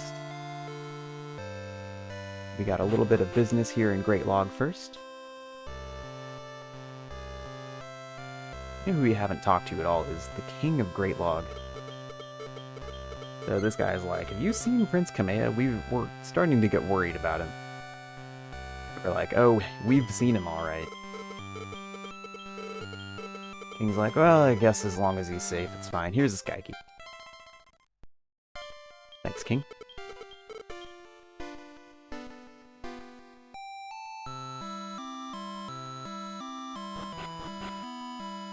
Here at the top of the tree, inside of this pot, just a regular sized pot, not a big old pot, we do find a Drac scale. We're going to be putting some accessories on the next generation of monsters, which are going to give them some stat bumps there. Alright, so this guy is a spiky boy, and I will breed my giant worm with that. We're going to get an Armorpede +5. So Armorpede, really great monster, is going to stand in the front of the party and take all of the big hits. Also actually going to have some pretty decent magic spells. It's going to learn Explode It, Thordane, all kinds of cool stuff. We're going to take the fun way down.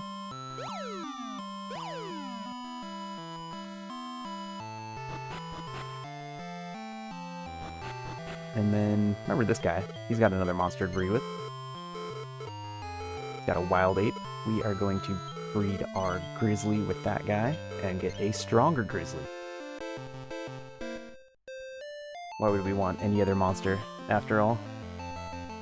So this is like the last grizzly, but it punches harder.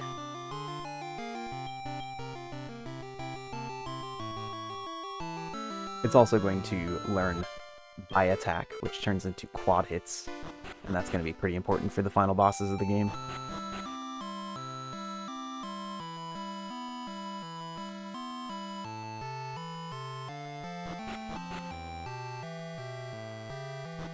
Alright, a little bit more Starry Shrine music for us.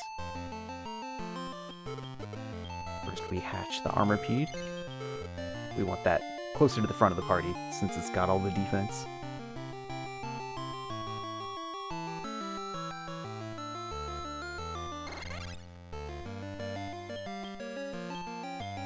Alright, we're gonna have Cocus, the Armorpede.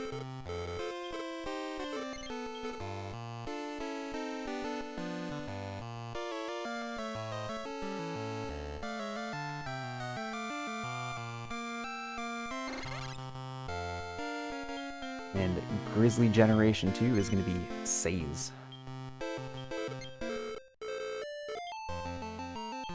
So, like I mentioned, we're going to put some accessories on. So I'm going to put the War Ring on Saze. It says promotes HP gain, so yeah, a little bit more max HP every time it levels. And we'll put the Drac Scale on Cocus, the Armorpede, which gives plus 50 defense.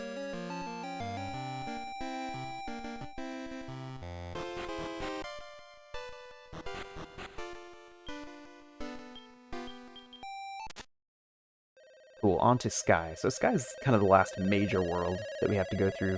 The final one is really just to fight our rival in the final boss.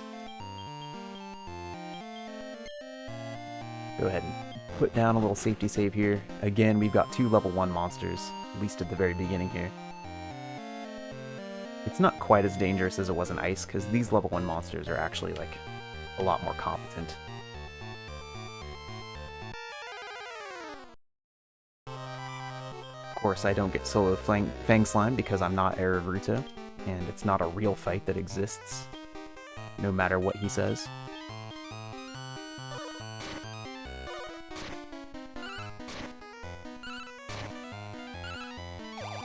Okay, Fang Slime is dancing.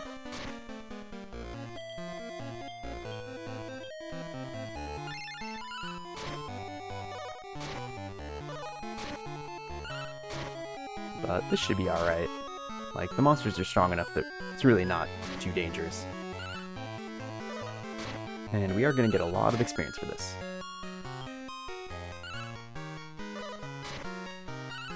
Does that slime have feet? Yeah, something seems off, doesn't it? Looks like Squiz will just barely live through this fight, which is fine. Just taking a little bit of my experience, but not a big deal.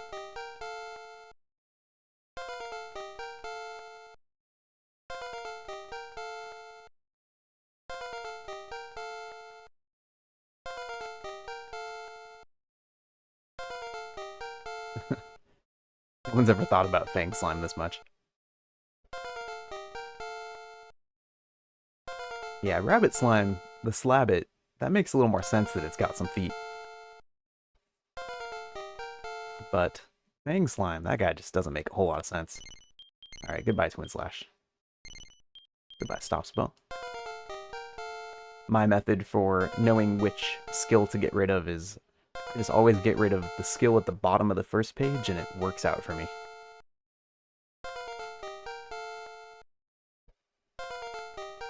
That's a big life hack. You can take that with you. Use that day to day.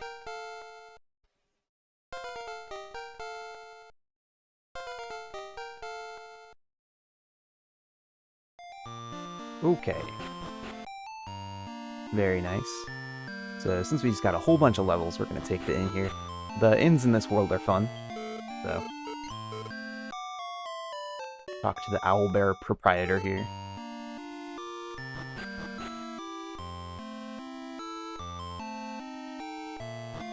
In order to enter this tower, you need monsters who have no wild. Fortunately, Squiz got rid of all his wild a long time ago. He's an old squid now.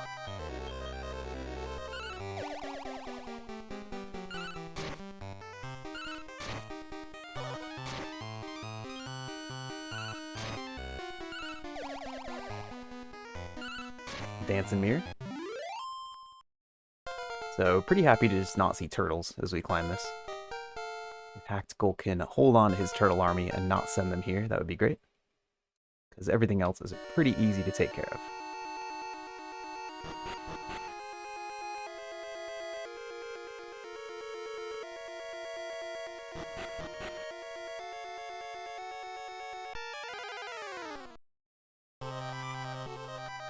Well. It's like the most annoying non-turtle fight. It'll be fine. I like how one guy ironized, but then the stone man was like, I will protect you. So the ironize is like doing no good at all. It's pretty good.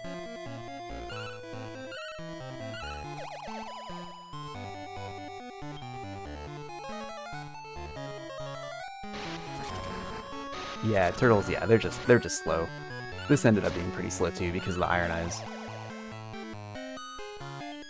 Alright, I think we've seen enough dancing for now.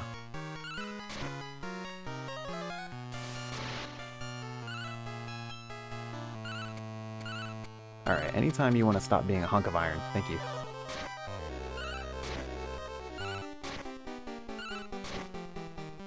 Whew, that was pretty slow.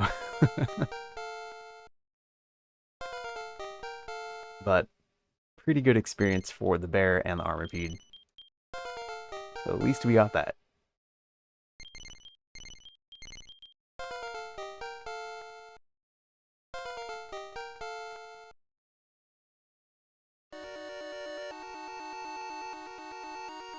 So yeah, at this point I'm really looking for Squiz to no longer be alive. Right, we do get some turtles here. Hopefully, nice. Good hit on Squiz. So it's really important for Squiz to die now. Perfect, because we are going to have to fight a Metal Babble soon. There's actually a boss fight that's a Metal Babble in this game, which is pretty cool, to be honest. So it's like, how often do you get to fight a Metal Babble that does not have the option of running away from you?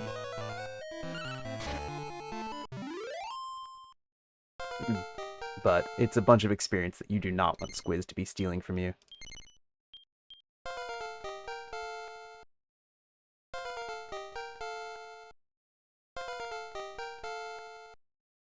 But Squiz is down. Thanks for everything, Squiz.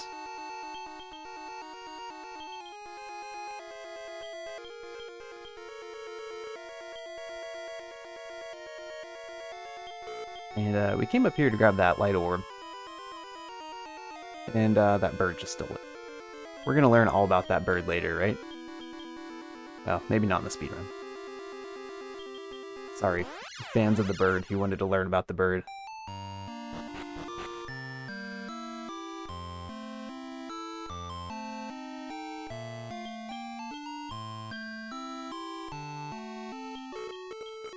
Okay, so we're like, the light orb has been stolen, and this guy, this whale mage, who is like some kind of great monster sage, is like, well, here, why don't you take my change staff and you can sort this out, 7-year-old girl. So we will,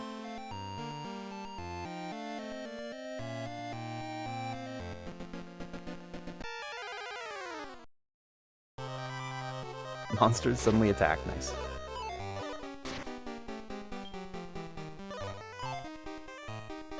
The MU enemy does like to ambush you.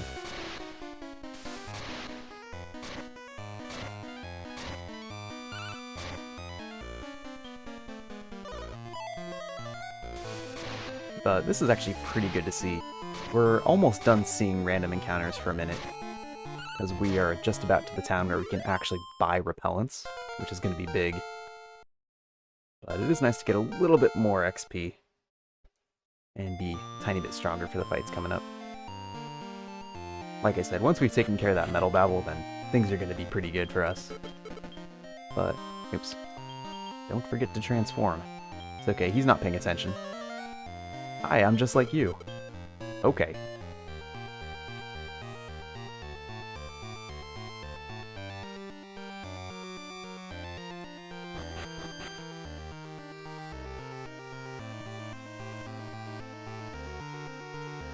So we are using that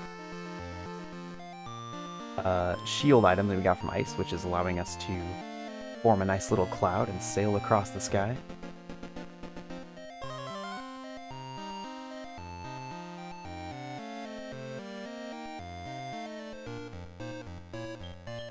Nice world dew pickup there. That's really, really great to see. Cool. Let's do some shopping. So I'm going to sell that cleric ring we picked up.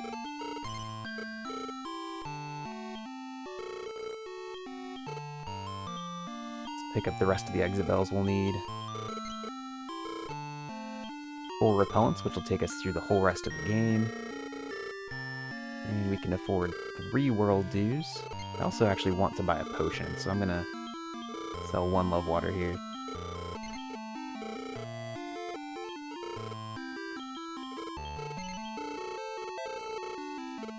Cool. Great, we are good on shopping. So we're using the repellent now. No more overworld encounters or encounters in dungeons. Just we are done with random encounters.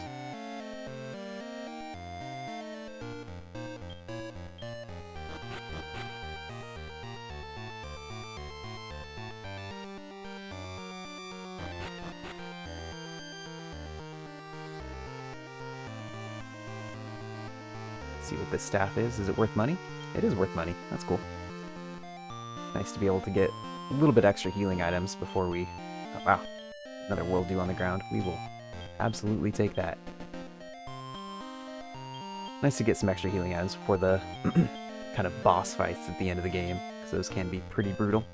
We're going to use the twig here. Did I not pick up another? There it is. Just so that when I use my warp staff, that's where I go back to. Crush rocks for the 2nd time in the speedrun. Nice.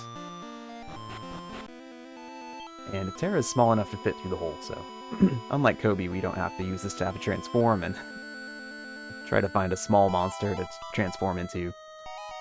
Terra just crawls right through. How does the bear fit through? Well, I think that if you think about it hard enough, you'll figure it out.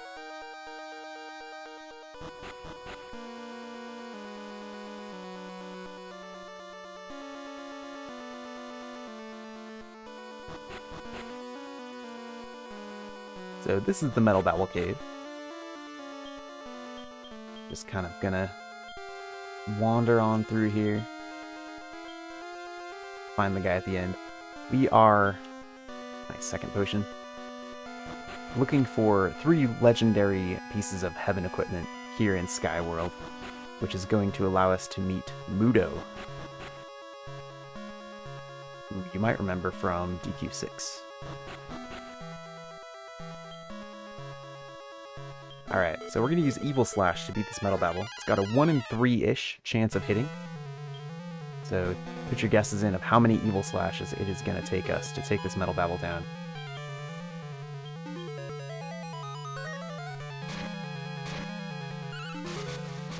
First try, Evil Slash.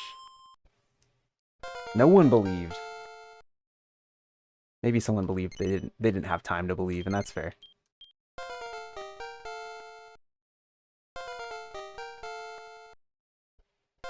Alright, let's get some levels.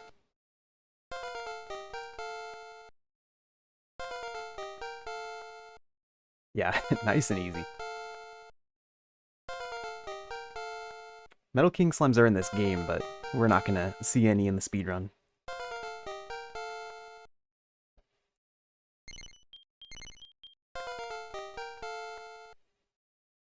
From this and then the boss fights that we're gonna do, we'll have enough experience to finish out the game.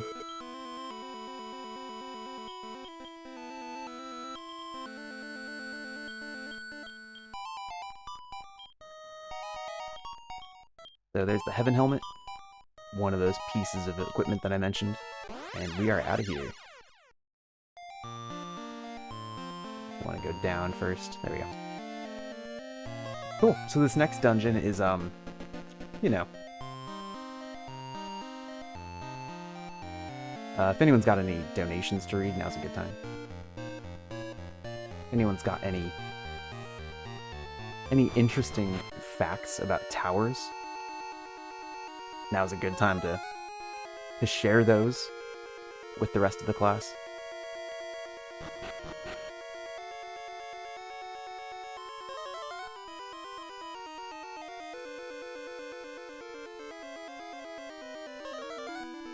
If you're playing this game casually and you don't have a repellent on, you do get some breaks from the puzzling by running into random encounters, but we're not going to see any of those.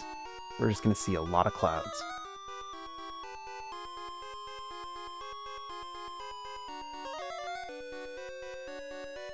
Yeah, it would have been so cool if they'd made a Game Boy Color version of the DQ6 tower theme, threw it in here. That would have been amazing. Oh man, we'd be jamming right now.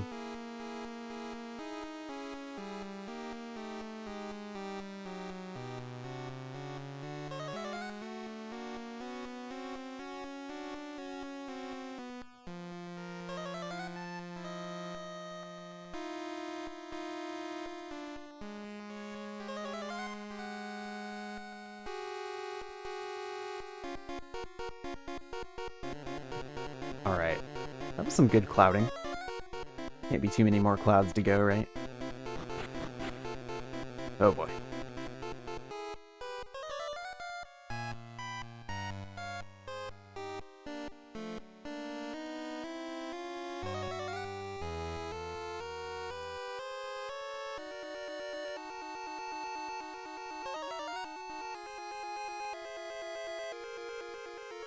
Yeah, this game, around this point in Sky, they decided, you know, what we really need more of in this game is more puzzles.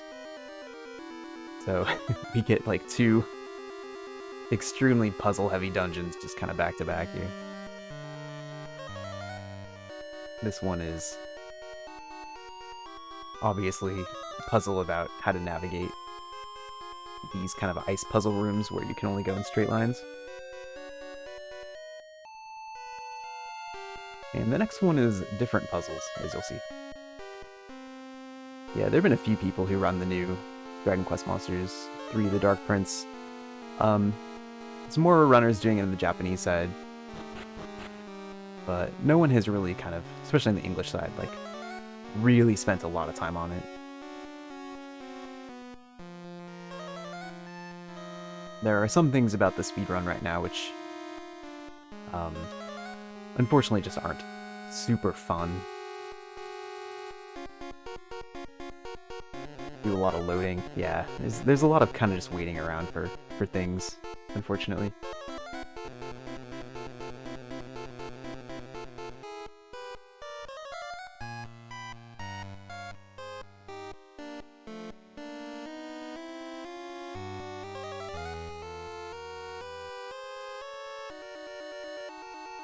Alright, we're almost at the end. I can see the end.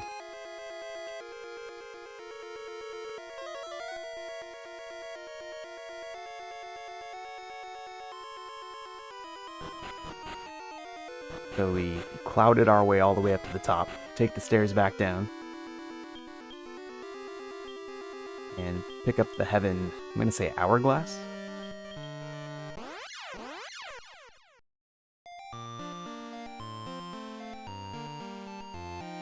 That was fun. Glad we did that. Oh, don't really want to pick up the nut. Cool. Straight from Puzzle Tower into Puzzle Castle.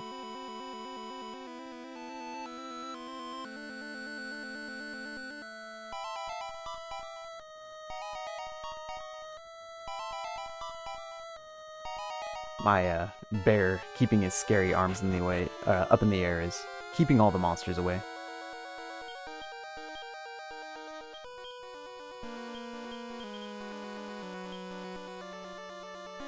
We have one more repellent to use. Gotta carry us through the rest of the game. Fortunately, it will.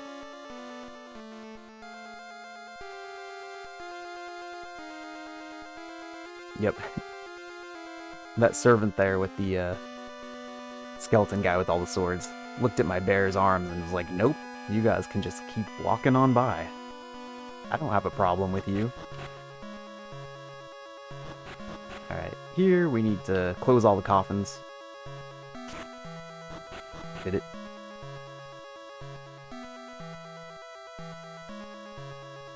Thanks for the party bear, Purple Mario.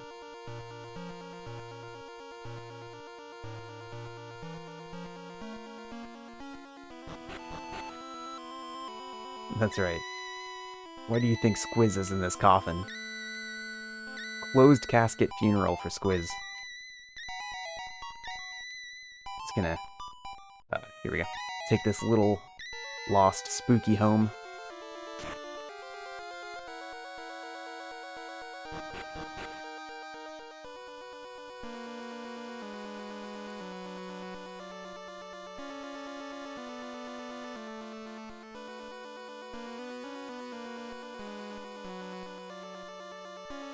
Few more hallways here. Use our last repellent. And then this is kind of the last puzzle. Just to follow the gazes of all these skeletons and see where it finally leads you. And it would be to the back of this tombstone. We push the button, and it's time to fight Nightrich. So Nightrich is a boss in this game who, if he decides that he wants to win, he can win. So let's hope he doesn't do those things. Twin hits on my bear. Bear can also buy attack now. Nice, got a good turn order there. So we don't want to see him summon Diago, but he sure did. Hey, Diago.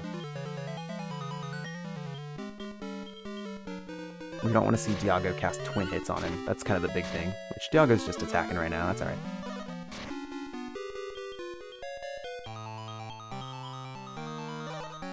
And we don't want to see Nightrich use Meditate at this point, because that would heal like 500 HP. But it looks like he's just attacking, so we're gonna be okay. Easy, Nightrich. No problem. Yep, he can just do physicals every turn. Honestly, that's not usually the Nightrich I see. I usually see him use Meditate like 5 times. But I will take it. In that fight, my bear learns quad hits, and we grab the Heaven Sword.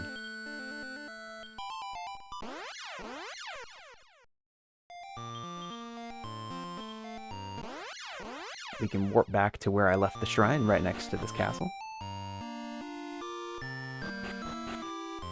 Just for Countess, we'll take the Yeti in.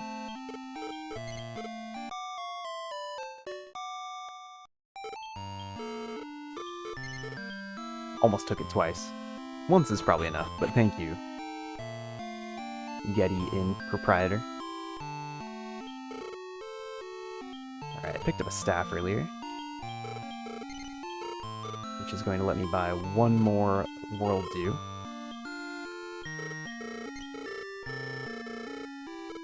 And we're pretty set.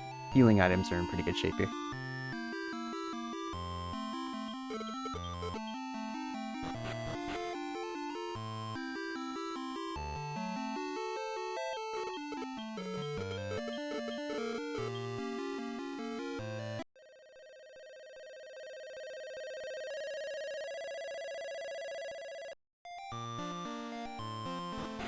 Yeah, I don't think Diago ever expires. I think Diago, once Diago's in the fight, he stays in the fight until you clear out all of the visible monsters or you kill Diago.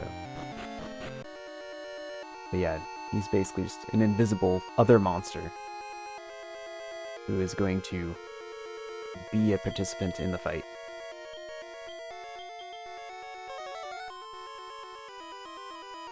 Yeah, you can take him out with AoE attacks. So we transform into a mini demon so we can trick the guy into letting us through. And best part of any Dragon Quest game is going deep, deep down.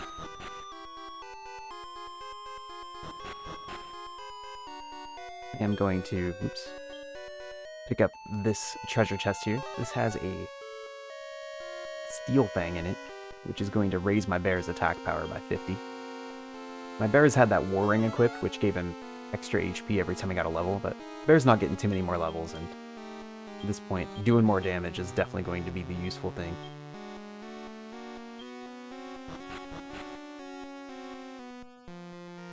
I don't think you ever see AI target Diago. At least not as like a single monster.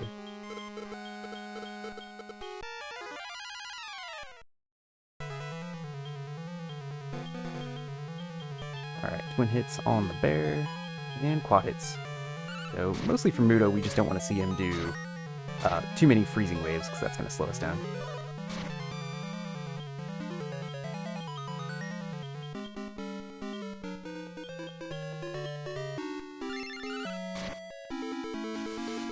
There's one, though.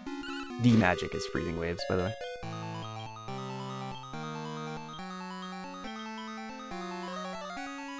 Nice. Armor Repeat actually went first there, which is what we want. Scorching is not a problem. Keep it up, guys.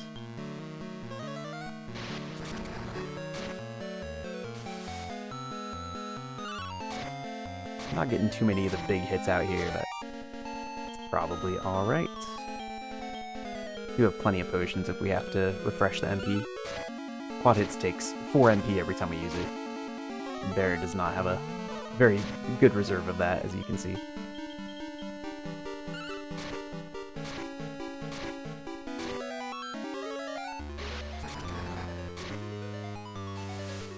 D-magic.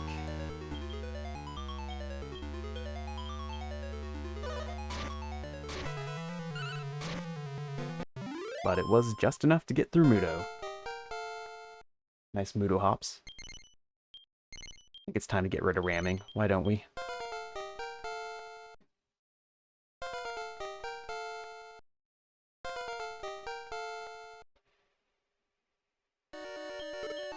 Alright, we've beaten Muto fairly. He's like, I'm not even the real guy. Go on through. And then you're like, wait, is the real guy Maya? I'm confused.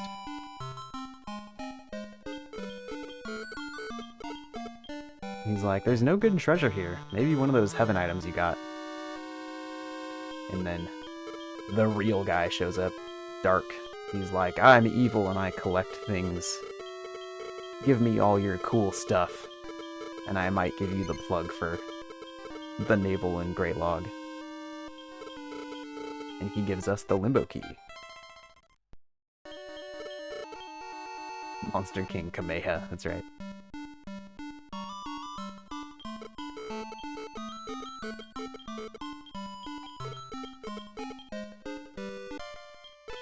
Alright, how you been, Warabu? You still good, buddy? Still in that hole? Alright, see you, Kameha.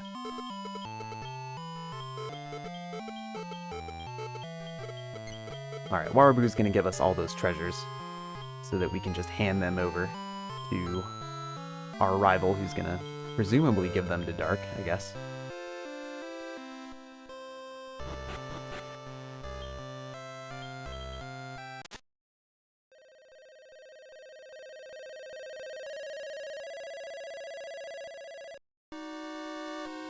Alright, we do take a safety save here.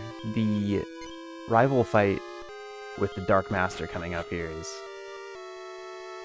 probably the hardest single fight in the game. There's a lot that can happen here. It's not always go in your favor. One thing we have going for us is that we do have a lot of world dues, so we're able to take this a little bit safer than normal.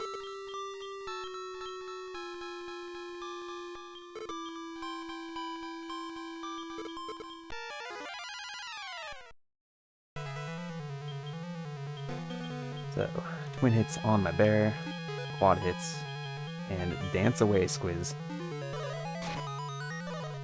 Squiz usually doesn't last too long in this fight, but can make the Armor Peon and Greykos dance. Oh, very nice.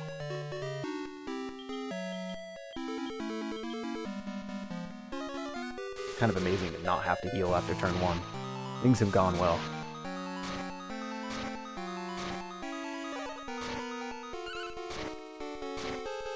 Greykos has a sidestep ability that gives him really good evasion, but was not able to get it off there, so that's incredible. A lot of the time you just end up in here for like an extra minute trying to get Greykos to stop dodging your physical attacks.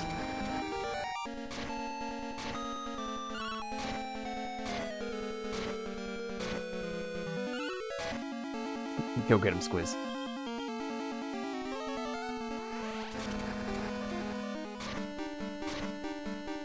Cool. So this rival fight has gone like about as well as any of them can possibly go. That was really, really free. It was great.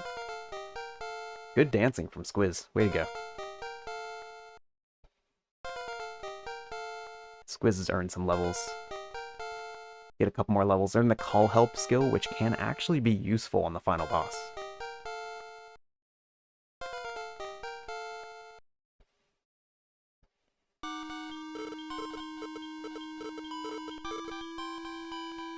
Alright, our rival has been defeated. There's one fight remaining. Heal up here. Restore my bear's MP.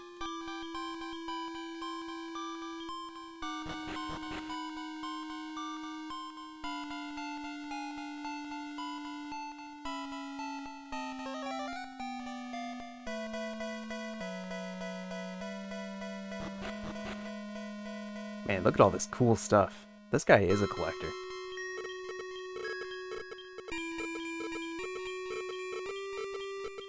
Alright, he's got a lot to say about collecting. But we're just here to fight. Alright. Twin hits my bear, quad hits, and go get him, Squiz. Very nice start. Oh, Squiz got Giga Slashed so hard. Oh, poor Squiz. He deserved better. Okay, Panic All did not hit me, that's nice. Pop those Sky Bells just for that attack.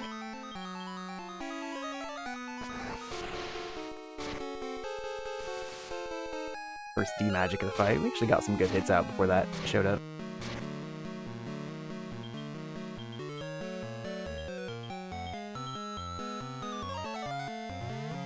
Nice. It's really, really great that the Armor Peon keeps going before the bear on these turns. It's not going to be a problem. Giga Slash is not going to affect my Armor Peon. Not like my Squid.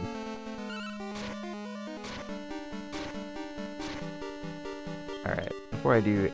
Well, I think that we'll, yeah, we'll restore MP next turn. Let's get Twin Hits back up.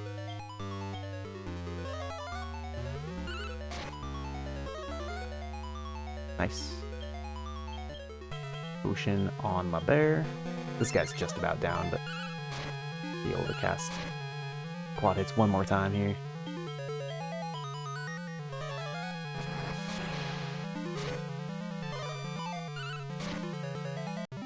Alright. Arc is down. Nice boss fight.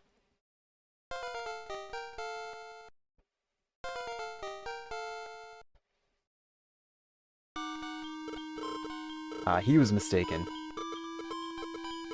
I don't understand motivations that aren't just collecting cool stuff, is what he says. But hey, look. It's something that would actually work as a plug to the Naval and Grey Log. Very nice. Here you go, Warabu.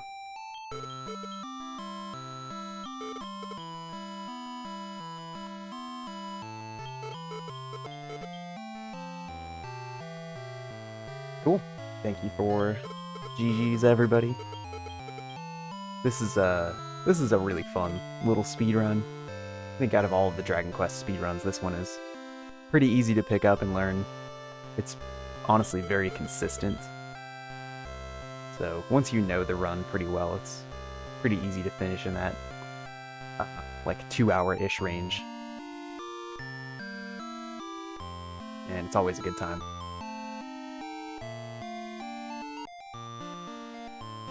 So if you're interested in learning Dragon Quest speedruns and you don't know where to start, or it seems kind of intimidating because they're kind of long, complicated runs, or they're kind of challenging, this is a good one to pick up as the first one, I would say. We've got some notes on the compendium. You can understand the run pretty well just by watching somebody do it.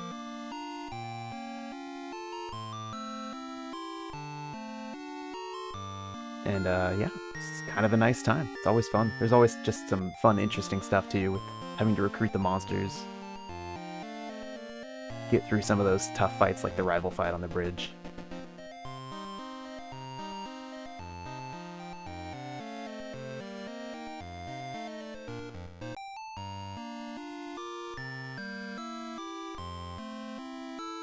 So yeah.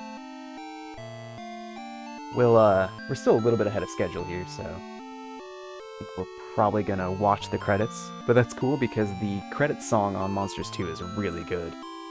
One of my favorite ending credits theme songs in all of Dragon Quest, actually. So we're gonna hang out and enjoy that as we get everybody ready for the Dragon Warrior Randomizer race coming up next. This has been fun. Nice to do some Saturday morning monsters with me and Countess.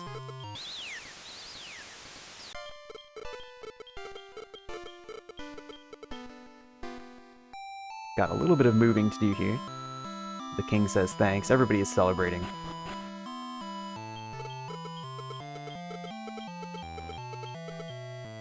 Our brother is like, man, it would have been cool if I had been able to go on those cool adventures. Oh well. And Warabu's like, don't worry, there's a lot more to do, because obviously, most of the time you spend playing Monsters 2 is not main quest stuff, right?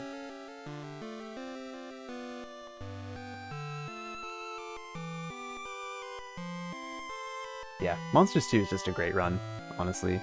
Really, really good one.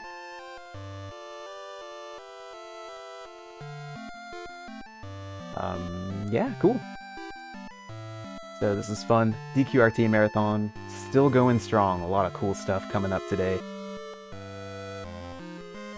Let me open up the schedule here. I know we've got Dragon Warrior Randomizer next. And then we've got Dragon Quest 1 on Nintendo Switch, so a lot of DQ1 coming up, which is going to be fun.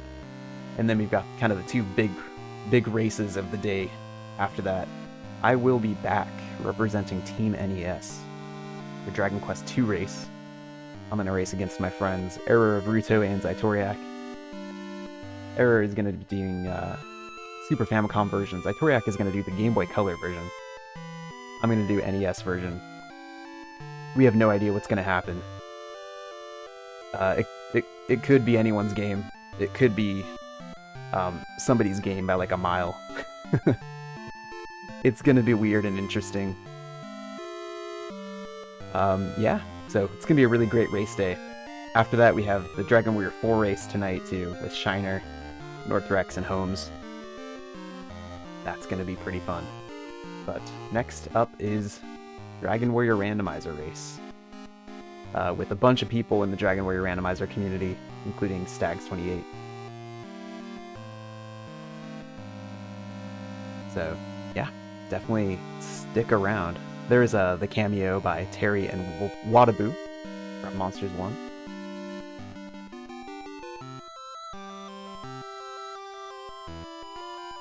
Popping in for just a minute.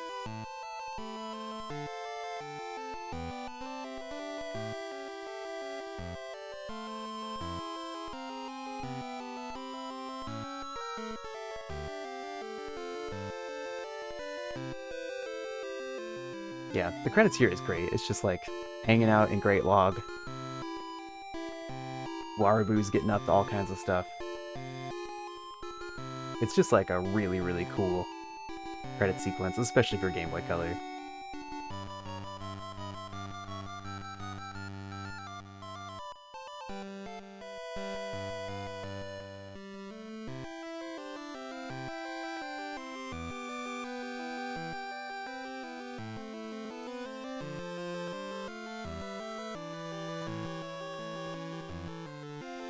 Yeah, Monsters 1 came out, it was kind of like a paralleled release with Dragon Quest 6.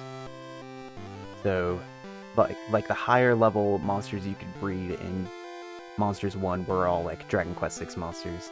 And in this one, it was kind of the same thing, but with Dragon Quest 7. So, there's obviously a lot of Dragon Quest 6 stuff going on in here, like fighting Mudo as a boss.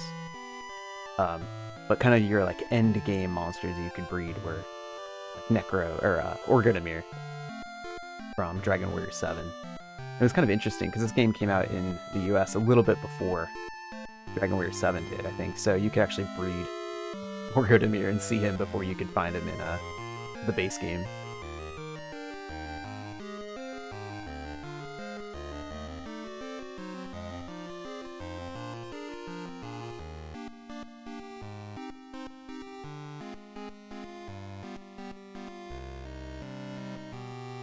Yeah. But yeah, Monsters 1 and 2, I think they're really special. I really like both these games. They're pretty cool. They kind of shifted over to doing it more like the Joker style after this, which are still very cool, but have a very kind of different style going on, obviously. These two are kind of their own little set from an early era, which I think is super fun. So glad I was able to fill in the open slot on Saturday morning, show off some Monsters 2. This has been fun.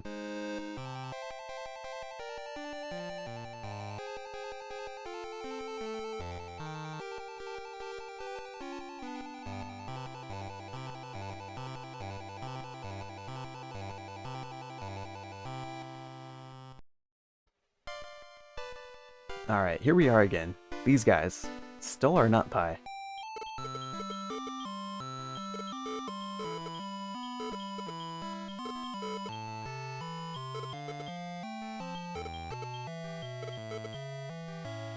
Terra's gonna get it back. Get him, Terra. And... oh well, I'm sure it's fine. Oop. And that is Dragon Warrior Monsters 2. Thanks again for hanging out for that one, everyone. Really good time. Stick around for Dragon Warrior Randomizer Race.